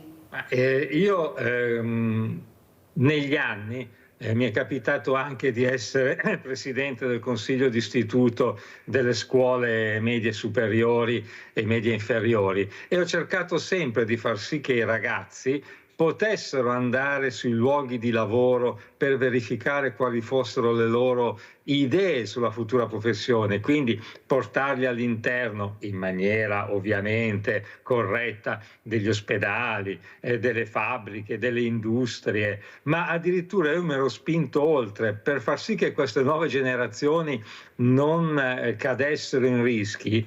Li avrei portati anche nelle carceri minorili e nelle comunità di recupero, perché devono vedere tutte le realtà, quelle che sono le possibili attività che loro andranno a fare. Quindi in un ospedale possono incontrare il chirurgo, il radiologo, il microbiologo, andare in farmacia per comprendere la realtà pesante dei farmaci, ma anche andare in un'industria elettronica, ma soprattutto vedere anche le realtà negative. I ragazzi fino a 12-13 anni sono delle spugne che assorbono tutto, e quello di cui fanno tesoro in quell'età resta a loro come obiettivo per la vita. Tutto quello che generano dopo sono situazioni mediate da anche l'opportunismo che inizia a svilupparsi nell'adolescente. Per cui sicuramente bisogna mandare i ragazzi nei luoghi di lavoro, assolutamente.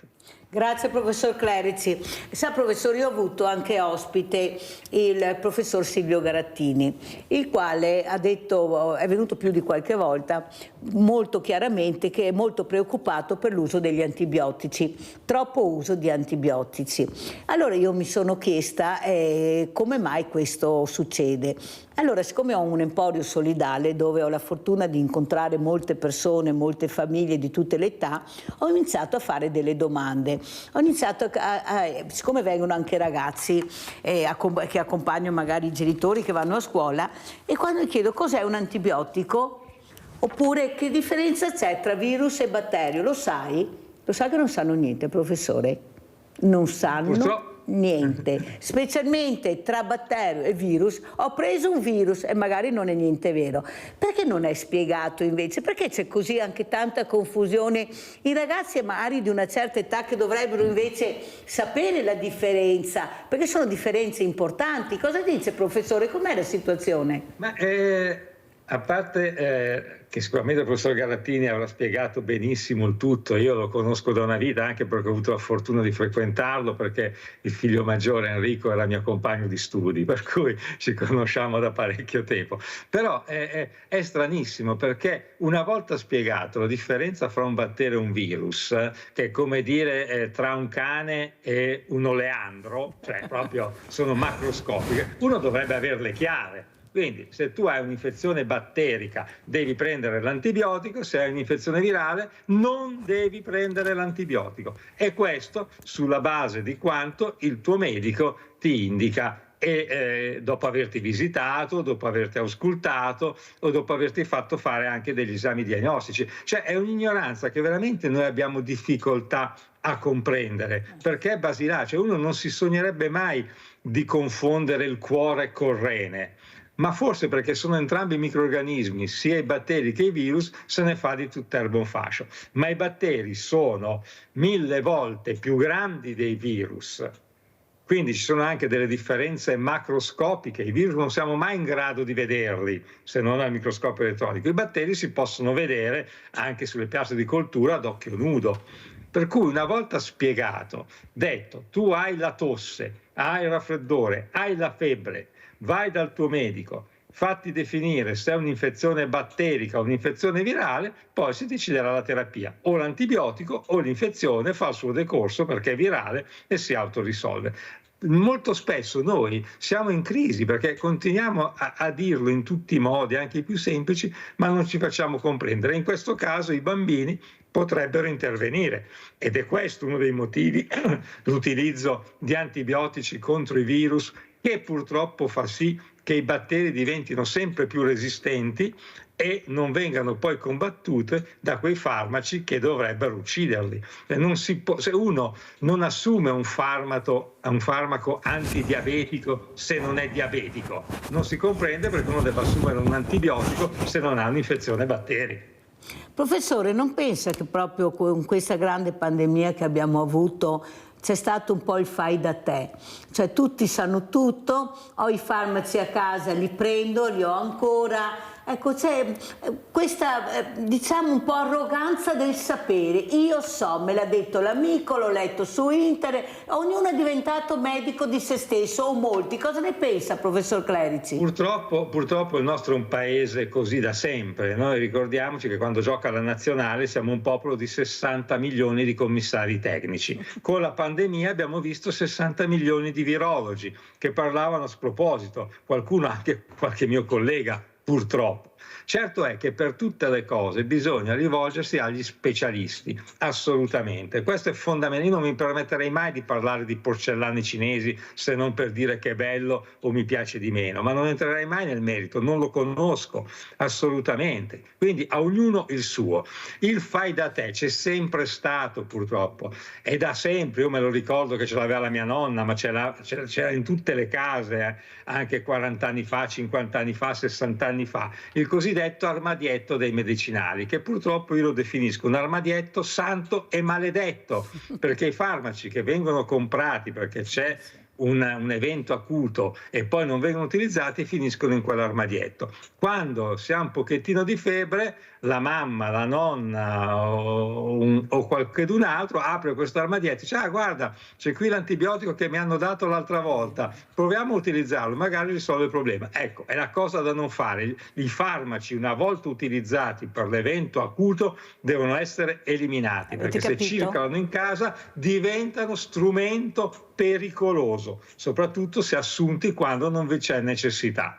Più chiaro di così non poteva essere il professor Clerici, e la ringrazio per questa partecipazione a Sveglia Veneti, professore, perché noi abbiamo bisogno di sentire persone competenti, come ha detto lei. Io ho studiato, so quello che dico, ecco, sfortunatamente qualche suo collega non ha fatto lo stesso, lo dico anch'io, e purtroppo è nato il caos su menti anche fragili, soprattutto là il problema della fragilità che assorbe come una spugna, come diceva il nostro Alessandro Cestaro. Allora andiamo a vedere adesso anche queste foto di fumetti che ha portato Alessandro per capire l'importanza del fumetto. Andiamo a vedere le foto e le commentiamo con Alessandro. Allora adesso vedremo queste foto, ecco qua. Allora, perché hai deciso di fare questo? L'idea da dove è nata? Allora, il Boia di Treviso è un'idea di necessità di comunicazione, prendendo un po' ad esempio anche narratori come Alessandro Manzoni, che per spiegare la sua attualità ha ambientato il suo romanzo indietro nel tempo, in un'epoca in cui era una situazione più o meno simile. Nel Boia di Treviso stiamo parlando del 1500-1508 per essere precisi, in una guerra per noi veneti purtroppo dimenticata che è la guerra dei Cambrai.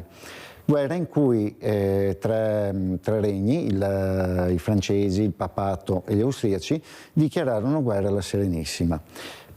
Per farla molto più semplicemente e più appetibile, una Guarda potenza... anche le foto che le devi commentare. Una potenza, questo è la mia necessità di realizzare Treviso come era all'epoca, laguna compresa, il Sile, le foglie, foglia per foglia, un po' una mia maniacalità nella cosa, però alla fine dà anche grosse soddisfazioni, 4 ore di lavoro. E la natura, il contatto con la natura che si sta andando a perdere in questa epoca moderna, la solidarietà che a volte nelle situazioni di crisi come siamo attualmente cosa può portare, perché se si è solidari e si è uniti si può affrontare anche grossi eserciti, cosa che successe appunto all'epoca, con l'astuzia, con la disinformazione o con la sana informazione, come distinguere le due cose. Mi riallaccio un attimo a quello che ha detto anche il professore e magari qui deluderò molti adulti. Le cose le persone non le sanno perché molti adulti smettono di rispondere ai perché dei bambini. E quando l'adulto smette di rispondere ai perché dei bambini sta creando un danno, perché io ci scommetto quello che volete, che il 98% di voi a un certo punto hanno stoppato il bambino dicendogli perché è così e basta. E allora il bambino si rassegna che le cose sono così e basta, dette da chiunque, senza guardare titoli, studi o meno, e quindi da lì finisce la ricerca della cultura e della conoscenza. Una cosa di cui sono un po' contrario è anche la specializzazione. È giusto che un individuo scopra e studi più argomenti possibili, ovviamente non che si erga a maestro di data materia o meno, ma il sapere è una cosa fondamentale. Sognare un futuro in cui un unico individuo sa sia di medicina che di arte, però per appurare al meglio la propria situazione va comunque dallo specialista, per me sarebbe un futuro in cui le persone sono veramente acculturate e libere poi di utilizzare un proprio pensiero critico, la propria libertà di pensiero e da lì avere... la libertà è anche quella. Scegliere anche a volte, come dice giustamente sempre l'emerito dottore, di sbagliare, perché nell'errore che si trova la via per fare le cose giuste. Cosa hai portato questa mattina, Alessandro? Questo è il terzo calendario che facciamo, fatto unicamente dai nostri ragazzi. Grazie. Eccolo Mirella. Qua. Professore, le prometto che gliene spedisco uno, glielo prometto perché se lo merita ed è bellissimo. Grazie. Glielo prometto. Prego Alessandro. Abbiamo voluto affrontare, o meglio, ho voluto affrontare il tema delle anguane.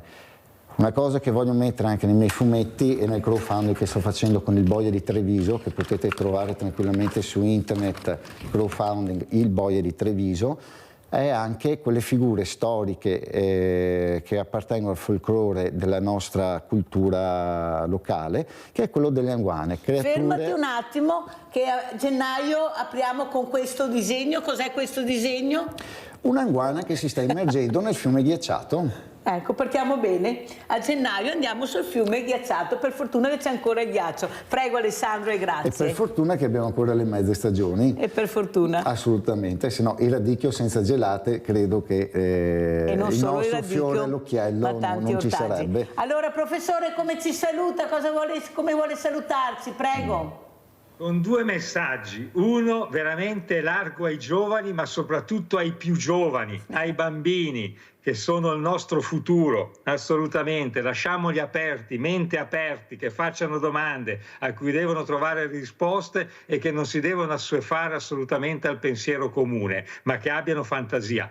La seconda, permettetemela, da microbiologo che sta combattendo contro l'influenza in questo momento che sta devastando l'Italia, a Natale ci sconvolgerà perché attendiamo milioni di malati, vaccinatevi, mi raccomando, contro l'influenza, perché quest'anno è veramente tosta, diversa da tutti gli altri anni.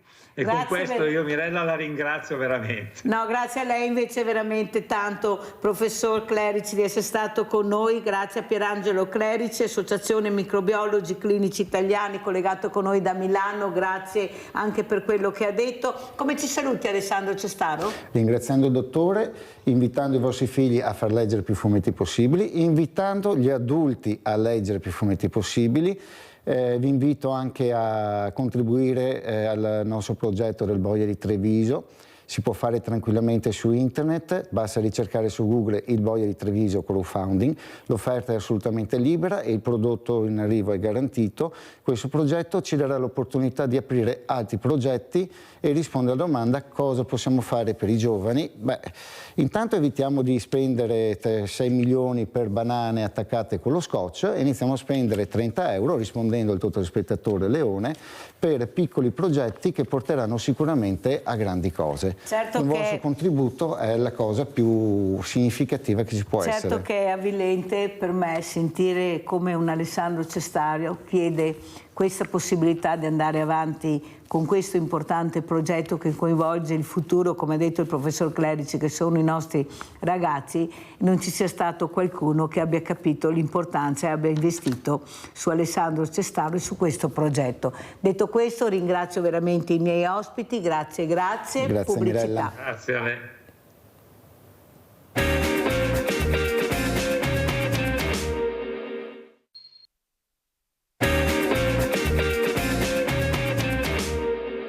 Manca ancora tanto tempo alle elezioni regionali, però vedo che più di qualcuno sta vendendo la pelle del leone prima di averlo preso. Qui in Veneto noi abbiamo la fortuna di avere il presidente più votato e più amato d'Italia e si chiama Luca Zaia.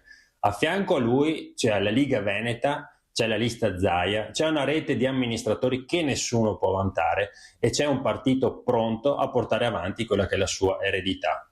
Per la Liga Veneta la regione è la linea del Piave, per noi ha un valore simbolico e politico dal quale non possiamo prescindere, quindi faremo tutto il possibile per fare in modo che il buon amministrare di questi anni possa continuare nello stesso modo. Allora vi presento subito l'avvocato Raffaele Baratto, coordinatore di progetto importante. Qual è il progetto adesso? Perché lo conosciamo in varie vesti. Progetto? No, è Coraggio Italia. Coraggio Italia, questo progetto importante. Noi moderati, che fa parte Baratto. Saluto anche Carlo Zaia, maestro di danza e direttore tecnico e artistico di danza. Grazie anche a lei, maestro, di essere qui con noi. Mi fa piacere rivederla e poi vedremo anche dei video, delle immagini molto belle. Allora abbiamo sentito questo esponente della Lega, Villanova, consigliere regionale, capogruppo in regione. Ecco, questo terzo mandato, quarto mandato, ecco, a casa si chiederanno cosa succederà. Lei che sentore ha, Baratto? Ma io credo che anche la politica stessa non abbia delle certezze in questo momento a livello veneto, perché ormai è già un pezzo che se ne parla di questo. Io credo e mi auguro che i partiti maggiori di centrodestra, perché parliamo di questo, prendano velocemente una decisione, anche perché per gli elettori stessi credo che abbiano bisogno di capire cosa succede in questa regione, perché credo che questa regione vada assolutamente governata bene, perché ci sono delle criticità forti e magari te alle volte sulla tua trasmissioni, dalla sanità alla sicurezza, al lavoro sociale soprattutto, per cui queste risposte qua vanno date velocemente e se c'è alla base un governo sicuro sicuramente si possono ottenere, altrimenti l'incertezza è la peggior cosa, soprattutto in un periodo come questo. Un periodo un po' particolare, ma era scritto perché i grandi economisti che noi sentiamo avevano detto che il 2024 sarebbe stato un anno molto critico, però non vediamo neppure la luce sul tunnel anche per quanto riguarda il 2025, addirittura si pensa di spostare anche le elezioni al 2026 perché abbiamo questa Milano-Cortina, abbiamo questi giochi importanti. Ma secondo lei il cittadino a casa che sente quei problemi che ha riesce a farsene una ragione di questi spostamenti? Perché lui deve vivere, anzi deve sopravvivere, e se non ci fosse il mondo del volontariato che mette queste pezze, che gli dà la borsa della spesa, che lo veste, le mense, grazie anche a questa grande famiglia di cittadini che abbiamo in Italia, perché bisogna dire la verità, quando c'è bisogno aiutano, basta vedere la colletta alimentare che aumenti ha avuto, oppure farmacia per i bambini, cosa raccoglieremo ve lo farò vedere, forse non è che sia tanto contento di attendere, perché tanti non hanno tanti anni da attendere, vorrebbero risposte immediate, che è l'aiuto alla persona. Perché si è così dimenticato Baratto di queste persone che hanno fatto grande l'Italia, che sono i nostri diversamente giovani? Sì, io credo che bisogna assolutamente stare attenti a queste cose, perché i veneti sì hanno sempre sopportato da sempre, vorrei ricordare anche un fallimento di 2 banche che abbiamo sopportato anche questo. È solo una regione forte e un territorio forte come questo è riuscito a sopportare una catastrofe del genere. Sono convinto che qualsiasi altro territorio che avesse avuto un fallimento di 2 banche come queste, dove c'erano i risparmi di tutti i nostri cittadini, sarebbe stato un deserto assoluto. Io credo che però, lei diceva bene, il 2024 è stato un anno non facile per l'economia, ma il 2025 è ancora più duro, sembra, perché gli investimenti non ci sono da parte delle aziende, perché non sono sicure, e questo è un po' un problema. Vediamo aziende che chiudono, vediamo gente che rischiano di perdere il posto di lavoro perché aziende delocalizzano. Allora io credo che la politica davvero debba fare un ragionamento molto serio, e soprattutto bisogna una politica che abbia una visione. Non possiamo più andare a dire alle aziende che si devono innovare, che è fondamentale, ma l'hanno fatto loro con la 4.0 e adesso non hanno più nulla. Ma è la politica che si deve innovare, perché dobbiamo dare un'aspettativa alla nostra cittadinanza. E anche la questione delle prossime regionali, bisogna che davvero diamo un segnale molto forte, perché la gente ha fiducia se tu fai vedere che la ricambi, altrimenti se perdi la fiducia da parte di la ministra diventa davvero una cascata di disastri. Allora sentiamo Vladimiro da Rovigo, poi andiamo da Carlo Zaia. Vai Vladimiro. Grazie Mirella. Allora amico, che mi preoccupa più di tutto è che la scelta finale non venga fatta dalla realtà dai soggetti del Veneto, ma venga fatta per una sopravvenienza dei fattori esterni, della politica romana, per dire parole povere, o anche che sia delle persone che va a influenzare il voto delle persone per motivi che sia troppo diversi dalla questione dell'autonomia, ma anche dell'economia e della gestione sociale. Per esempio, c'è stato pochi giorni fa in Consiglio regionale un consigliere riferibile alla Lega come elezione che ha espresso dei valori inconcepibili, secondo me, rispetto alla questione della verso delle donne. Però, a prescindere dal suo intendimento, mi mise il passo chiaro fin dall'inizio che così come le consigliere donne della Lega che si alzase a uscire, io rischio che molte donne elettrici dicono: ma che voteria anche per la Lega, posso votare per un partito che gasta persona qua che sta in lista, così come ho sentito 5 minuti fa che la Corte Penale Internazionale dichiara che deve essere arrestato per crimini di guerra Netanyahu. Salvini 5 minuti fa ha detto che la decisione della Corte Penale è sbagliata e lui riceveria volentieri Netanyahu via parlando. Ovviamente che sarà delle persone che dicono: mi voteria anche per Lega, ma posso votare per Salvini che difende, eccetera. Cioè, a me quello che mi rompe scatto è che la scelta non venga fatta unicamente dai soggetti veneti, e in teoria sarebbe anche disponibile a votare in estrema ratio una persona dei Fratelli d'Italia, ma che sia una persona non più fuori 2 mesi fa, ma per esempio Donna Sa, che per me come Zaia, ecco, sempre sentire come una persona che in maniera diversa da Zaia, ma lei autenticamente autonomista.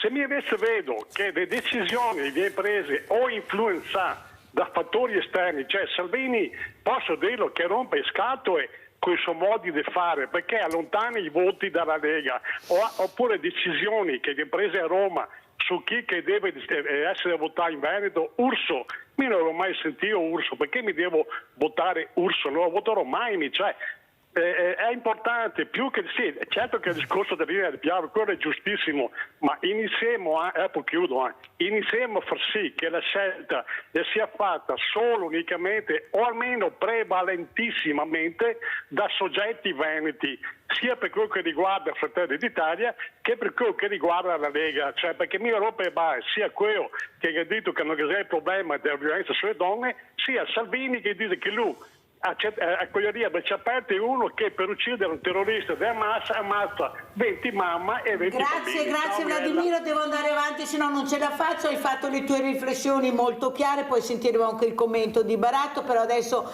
vorrei parlare, ecco, di questo maestro eccezionale che abbiamo, Carlo Zaia, però vi porto a Motta, all'Horace di Motto, vediamo.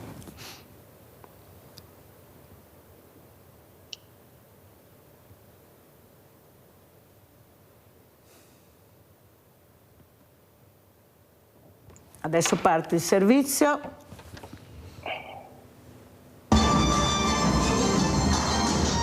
Balla di fronte al pubblico, i suoi movimenti armoniosi e leggeri. Non si è arresa alle avversità, lei ha deciso di continuare a vivere e di fare quello che più le piaceva. Amava ballare e andare in moto. Dopo l'incidente stradale che l'ha costretta alla sedia a rotelle, pensava di aver perso la possibilità di svolgere queste attività, ma la sua tenacia e determinazione l'ha portata nuovamente a danzare. Atleta nazionale, andrà fra qualche giorno a Praga per i campionati europei paraolimpici. Oggi Rossella ci ha fatto emozionare con la coreografia che porterà ai campionati europei.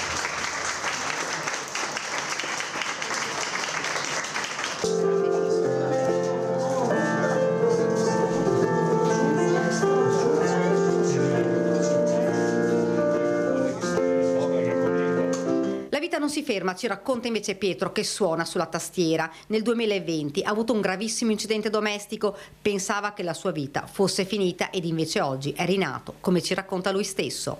Incidente domestico, mi sono rotto l'osso del collo, sono arrivato qua nel 2020 completamente paralizzato dalla testa in giù, e qui ho trovato tutto e tutti che mi hanno dato una mano, che mi hanno aiutato, che mi hanno fatto rinascere, che mi hanno fatto crescere, e di questo posso solamente ringraziare il buon Dio e questa struttura. E lei oggi è qua, è tornato di nuovo a suonare?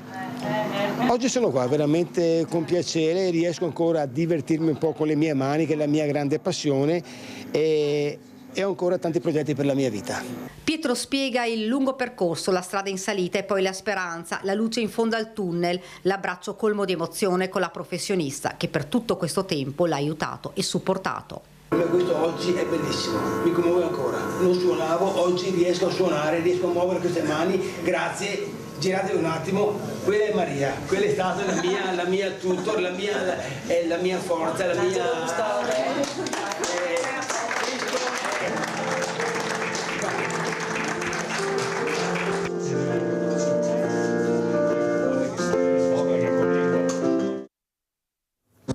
Allora io ringrazio veramente Carlo Zaia, maestro di danza e direttore tecnico e artistico di danza polisportiva Terraglio, perché io l'ho conosciuto proprio con queste immagini che voi avete visto, queste ragazze che danzano in carrozzina. Grazie veramente di cuore maestro per quello che fa.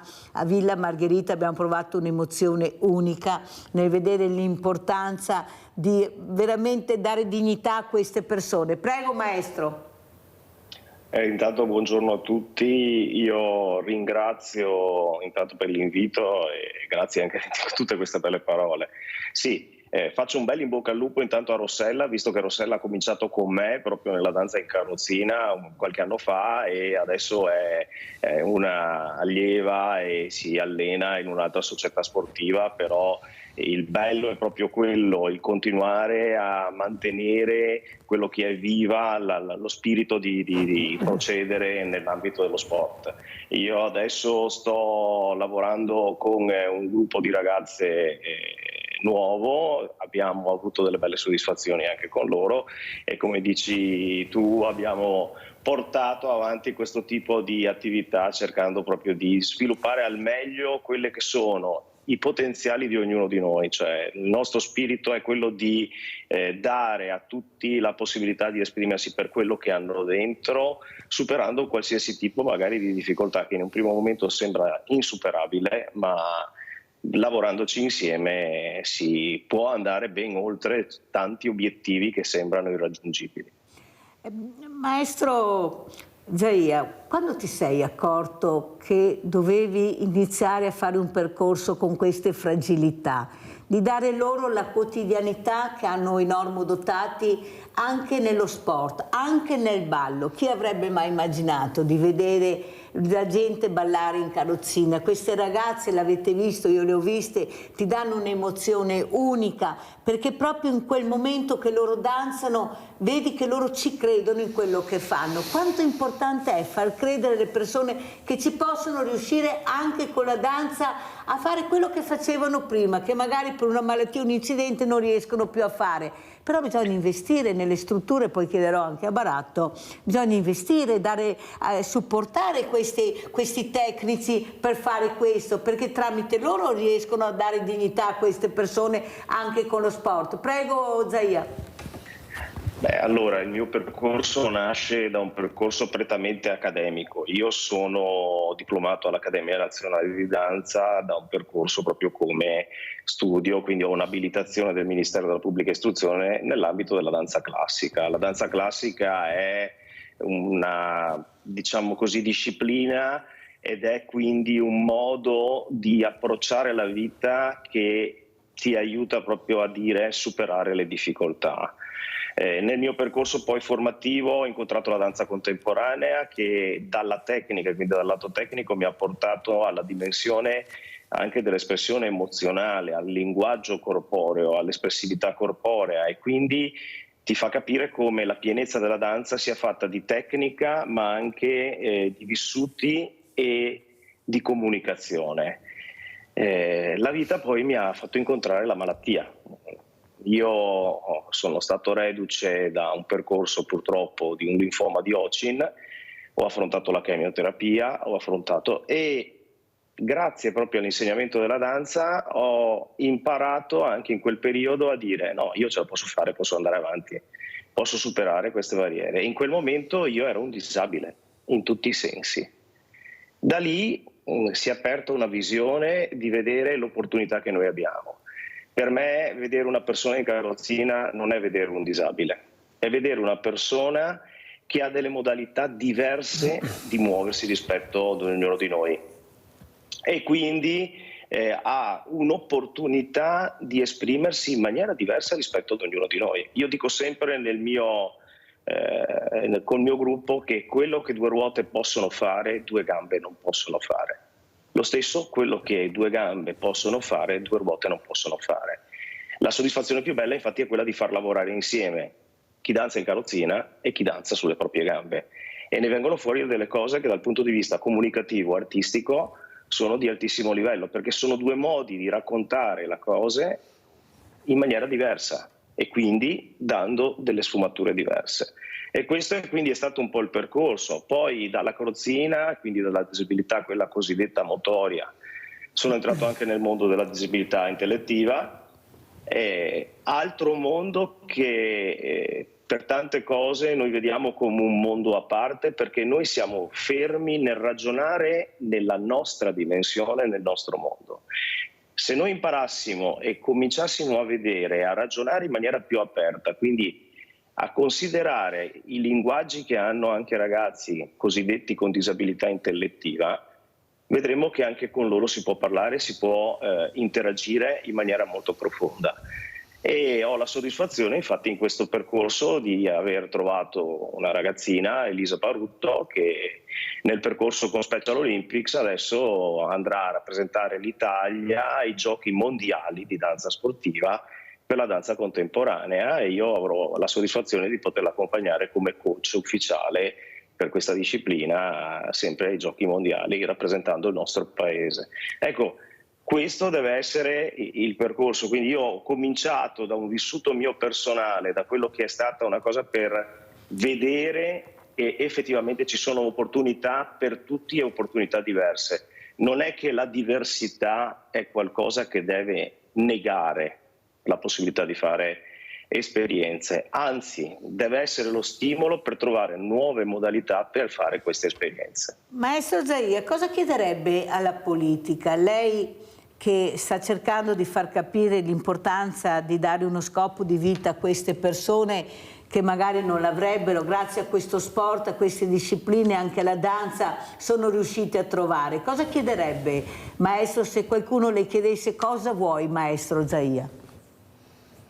Ma io credo che la politica a livello stia già facendo dei buoni lavori. Probabilmente l'impegno più grosso che dovremmo avere in questo momento è innanzitutto consentire di far uscire questi ragazzi e di dare opportunità a questi ragazzi, quindi sostenerli in quelle che sono le attività, perché effettivamente il percorso che si può fare, diciamo così, non è facile, perché magari ho bisogno di una carrozzina particolare, perché ho bisogno di alcuni trasporti per avere il ragazzo che viene portato all'interno di una struttura sportiva. Trovare l'albergo, la struttura idonea. Esatto, credo che la politica dovrebbe essere il supporto a creare quella rete che consenta di superare quelle attenzioni maggiori che ci devono essere per queste persone che hanno bisogno di alcune attenzioni, ma penso che sia una riflessione che dobbiamo fare più che a livello politico, perché la politica poi è lo spettro di quella che è la società, a livello di società. Uscire un po' da quello schema di vedere la persona, tra virgolette, consentitemi, diversa, come un qualcosa da così sostenere per pietismo. No, sono persone come tutti gli altri, sono persone che hanno qualità come ognuno di noi, hanno magari delle situazioni più evidenti rispetto ad ognuno di noi, ma ognuno di noi ha una sua disabilità, perché ognuno di noi non è bravo in tutto.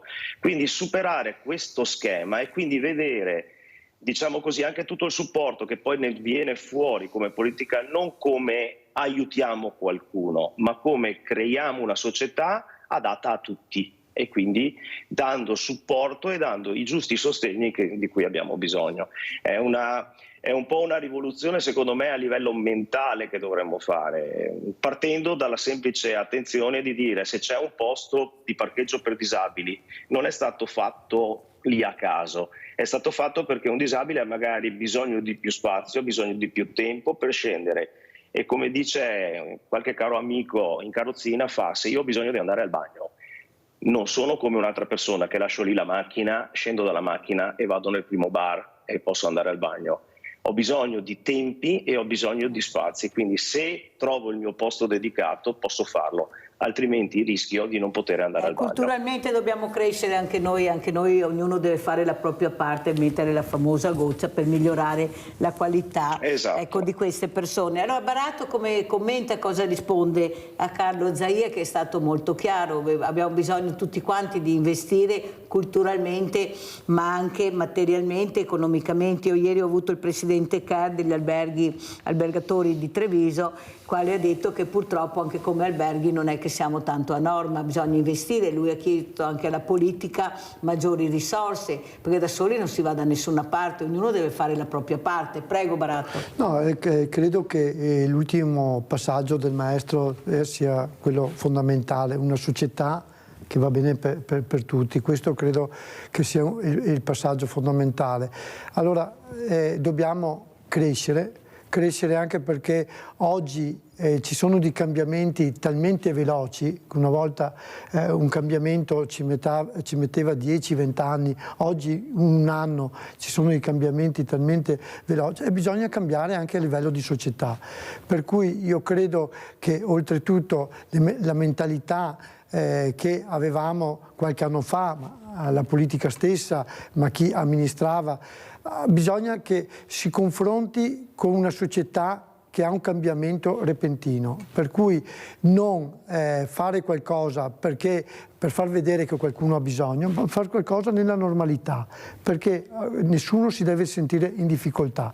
Ecco che allora abbiamo raggiunto qualcosa di importante, altrimenti andremo avanti sempre a spot, però non trovando le soluzioni. Io credo che questa società abbia bisogno di soluzioni e le soluzioni di chi è meno avvantaggiato, oggi abbia bisogno assolutamente di una risposta.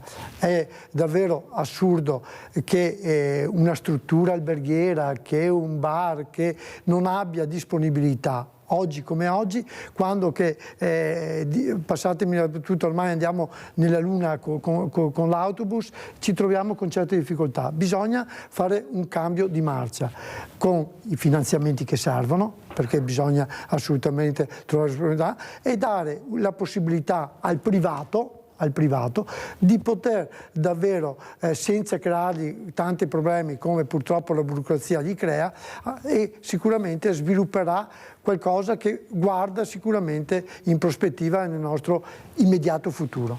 Andiamo a vedere anche questa danza inclusiva a Silea, perché bisogna anche renderci conto di cosa parliamo. Andiamo a vedere.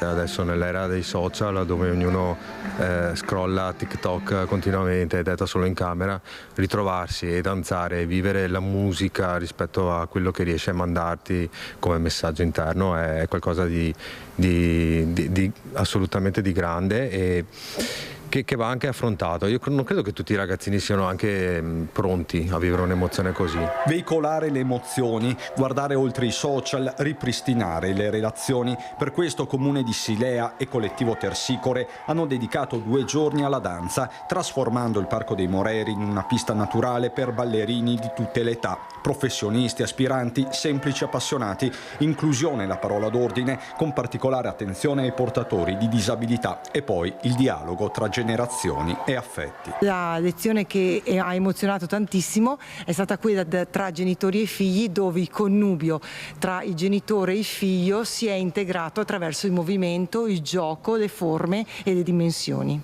Anche io ho danzato questa mattina, ho danzato con mio figlio, proprio perché penso che anche noi che amministriamo, quando promuoviamo delle azioni culturali nel territorio, le dobbiamo conoscere, le dobbiamo sentire nostre, ed è stato un momento molto emozionante. È stata veramente un'esperienza che mi porto nel cuore e che posso comunicare perché l'ho vissuta e sono molto fiera di aver avuto questa opportunità. Danza contemporanea, creativa, classica e poi le coreografie, perché, dicono le maestre, la tecnica resta fondamentale, anche con quella si veicolano le emozioni. È necessario ritornare a comunicare e specialmente comunicare attraverso il corpo, che questo è il mezzo fondamentale che ci permette di essere completi nella nostra espressività.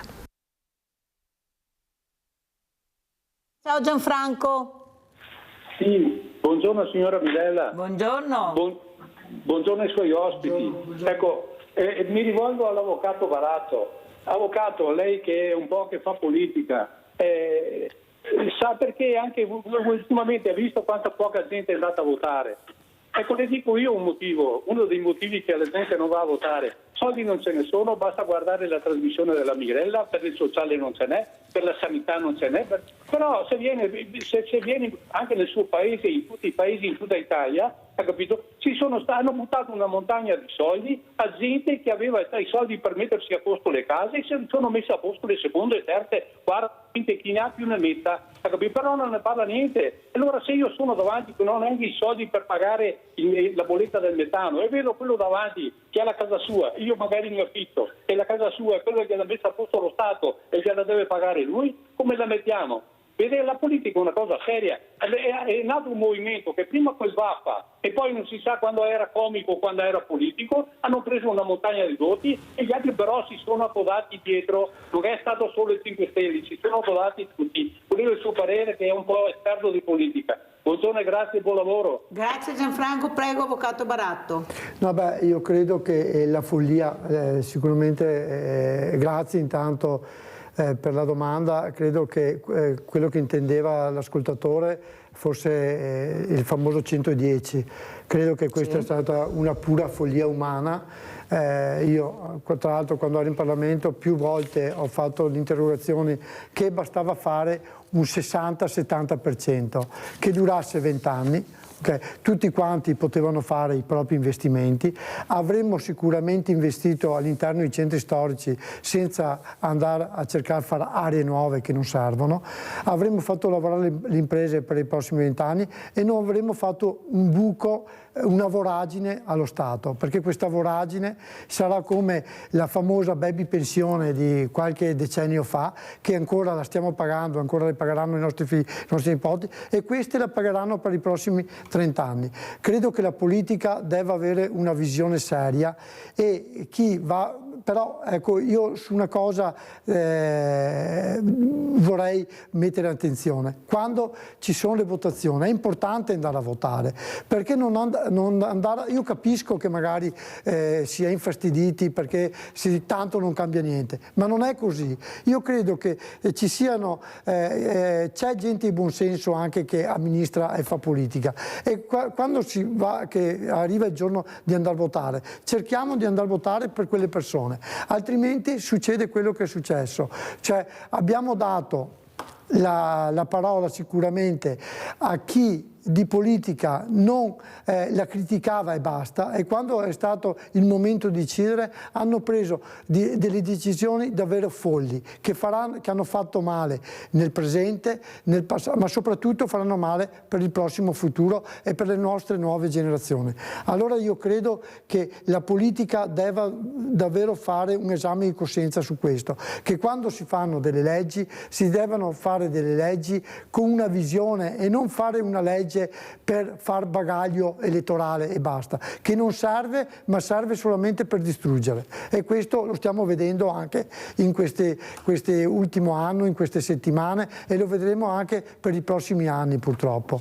Sentiamo come ci saluta Carlo Zaia. Abbiamo visto danza inclusiva, potremo parlare in futuro di comunità inclusiva anche con lo sport e anche con la danza. Prego Zaia. Ma io credo che la strada ormai sia tracciata, nel senso che ormai dobbiamo lavorare e ragionare, io direi di più che nell'inclusività, in una visione di coesione generale. La società è fatta di tanti aspetti, di tante piccole spigolature. Il ragionare per settori è una cosa sbagliata. Ognuno di noi ha delle specificità, ha delle diversità, ha delle opportunità. Sta a noi proprio come società portarla avanti in senso generale. Quindi parlerei proprio più di coesione, valorizzando le capacità di ognuno di noi. Ognuno di noi può portare qualcosa. Questo lo stesso nello sport. Al giorno d'oggi parlare di sport inclusivo a volte a me stride, perché lo sport è sport e tutti dobbiamo farlo. Fa bene a tutti quanti e per tutti diventa un modo di soddisfarci e di divertirci. Quindi la cosa da lavorare proprio a livello culturale per superare quelle che sono le barriere non più solamente architettoniche ma culturali, di vedere la diversità e la molteplicità come un'opportunità per avere qualcosa in più e per vivere la vita con stimoli ancora maggiori. Quindi credo che proprio lo spirito sia quello. La cosa più importante è innanzitutto però far uscire queste persone che in questo momento si sentono invece i disabili, le persone che credono di non avere l'opportunità di, o si sentono diverse dagli altri e quindi preferiscono rimanere nascoste. Nell'ambito di ricerche del CIP, quindi del Comitato Paralimpico, emerge che solamente quasi il 10-15% delle persone disabili praticano sport. È fondamentale farlo. La danza può aiutare perché in fondo è un linguaggio, come sentivo prima nel servizio che avete fatto, è proprio una modalità che oltre a lavorare con il proprio corpo permette di comunicare, permette di vivere delle emozioni e di trasmetterle. Quindi credo che possa essere un ottimo mezzo, in fondo ci permette di vivere in una società forse meglio e anche sfogando quelle che possono essere delle tensioni che abbiamo dentro per vivere meglio ancora. Quindi io stimolo tutti a mettersi in contatto con le realtà sportive, le realtà attive e stimolo tutte quante le realtà sportive ad attivarsi per vedere quello che propongono a 360 gradi, senza limitazioni, quindi non solo per i cosiddetti normo, ma anche per i disabili, cioè per tutti e con questo tipo di attività. Credo che questa sia la cosa più importante al giorno d'oggi da portare avanti.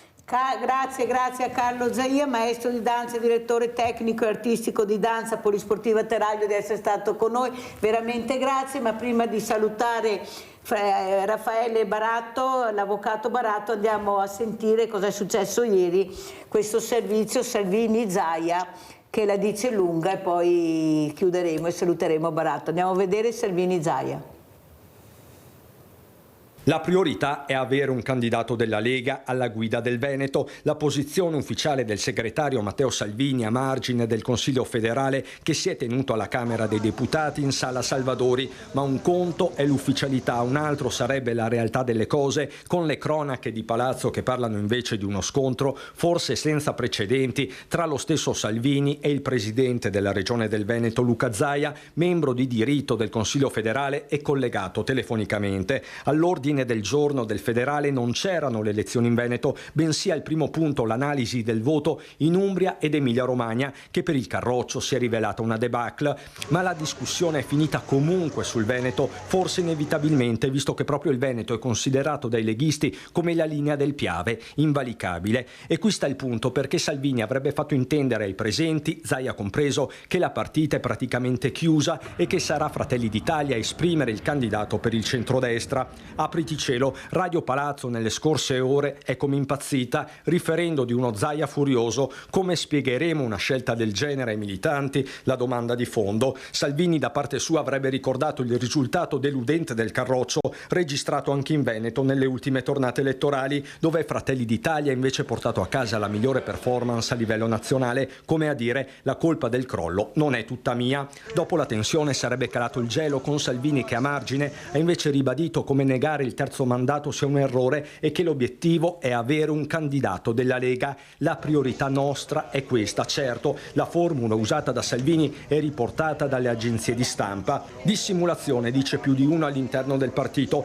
dove tutte le dichiarazioni ufficiali di giornata invece sono dirette agli alleati di Fratelli d'Italia, in particolare a Luca De Carlo e Raffaele Speranzon, che in questi giorni hanno abbandonato ogni tono diplomatico, dicendo che la presidenza spetta al partito della Premier. Il rompete le righe del resto sarebbe arrivato proprio da Giorgia Meloni. Non c'è alternativa a un candidato della Lega, ha detto l'assessore Roberto Marcato. Di prima mattina era intervenuto anche Alberto Villanova, capogruppo in regione.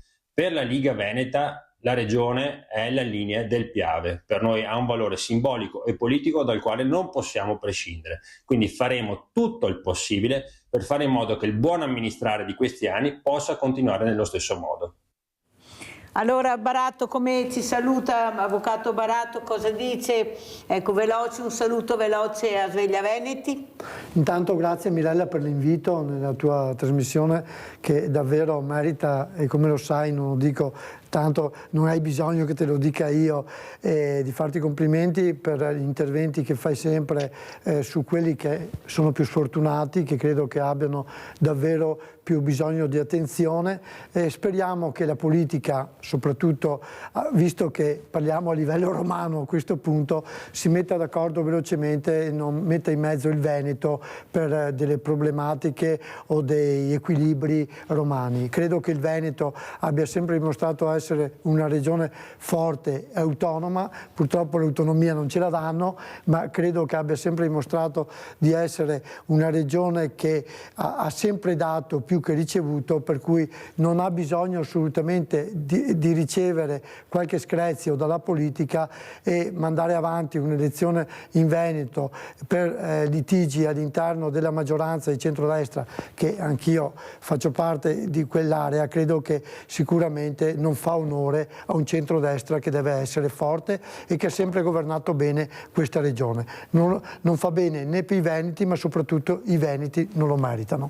Grazie all'avvocato Raffaele Barato di essere stati con noi, veramente grazie. Adesso vedremo cosa succederà, acqua ne passerà, ecco, anche perché si parla di elezioni nel 2026 mi sembra, perciò chissà cosa sentiremo, chissà cosa succederà, però adesso abbiamo fame e andiamo a pranzo con la proposta di Mirella. Melanzane di Mamma Rosaria. Dal XVIII secolo la melanzana incominciò a sfatare, con il suo ottimo sapore, tutte le strane leggende e iniziò a comparire e ad essere apprezzata su tutte le mense, specialmente su quelle della costa mediterranea. Ingredienti per 4 persone: 6 melanzane, 4 cucchiai di olio extravergine di oliva, aglio, origano, peperoncino, sale. Asciugate con cura le melanzane già lavate.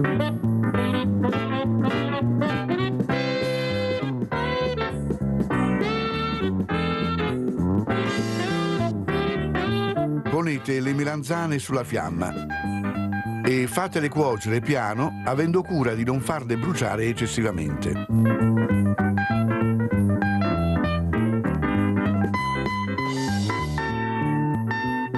Appena morbide, toglietele dal fuoco e lasciatele raffreddare.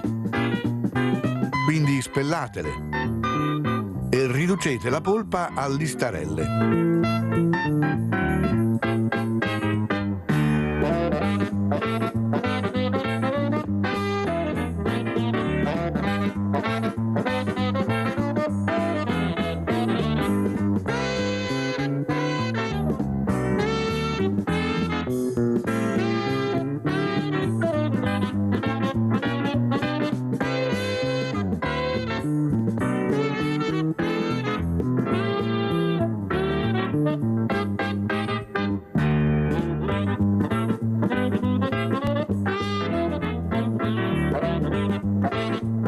Disponete la polpa delle melanzane su un piatto e conditela con olio, aglio a pezzetti, origano e peperoncino.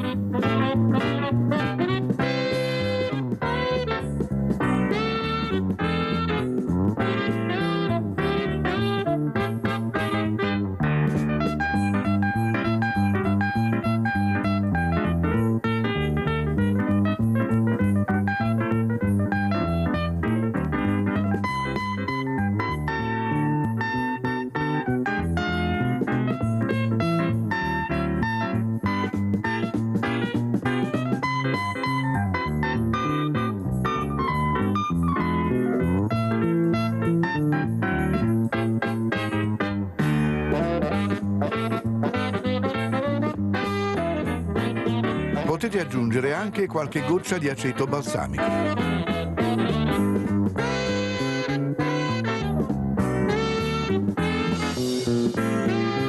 Servite e buon appetito!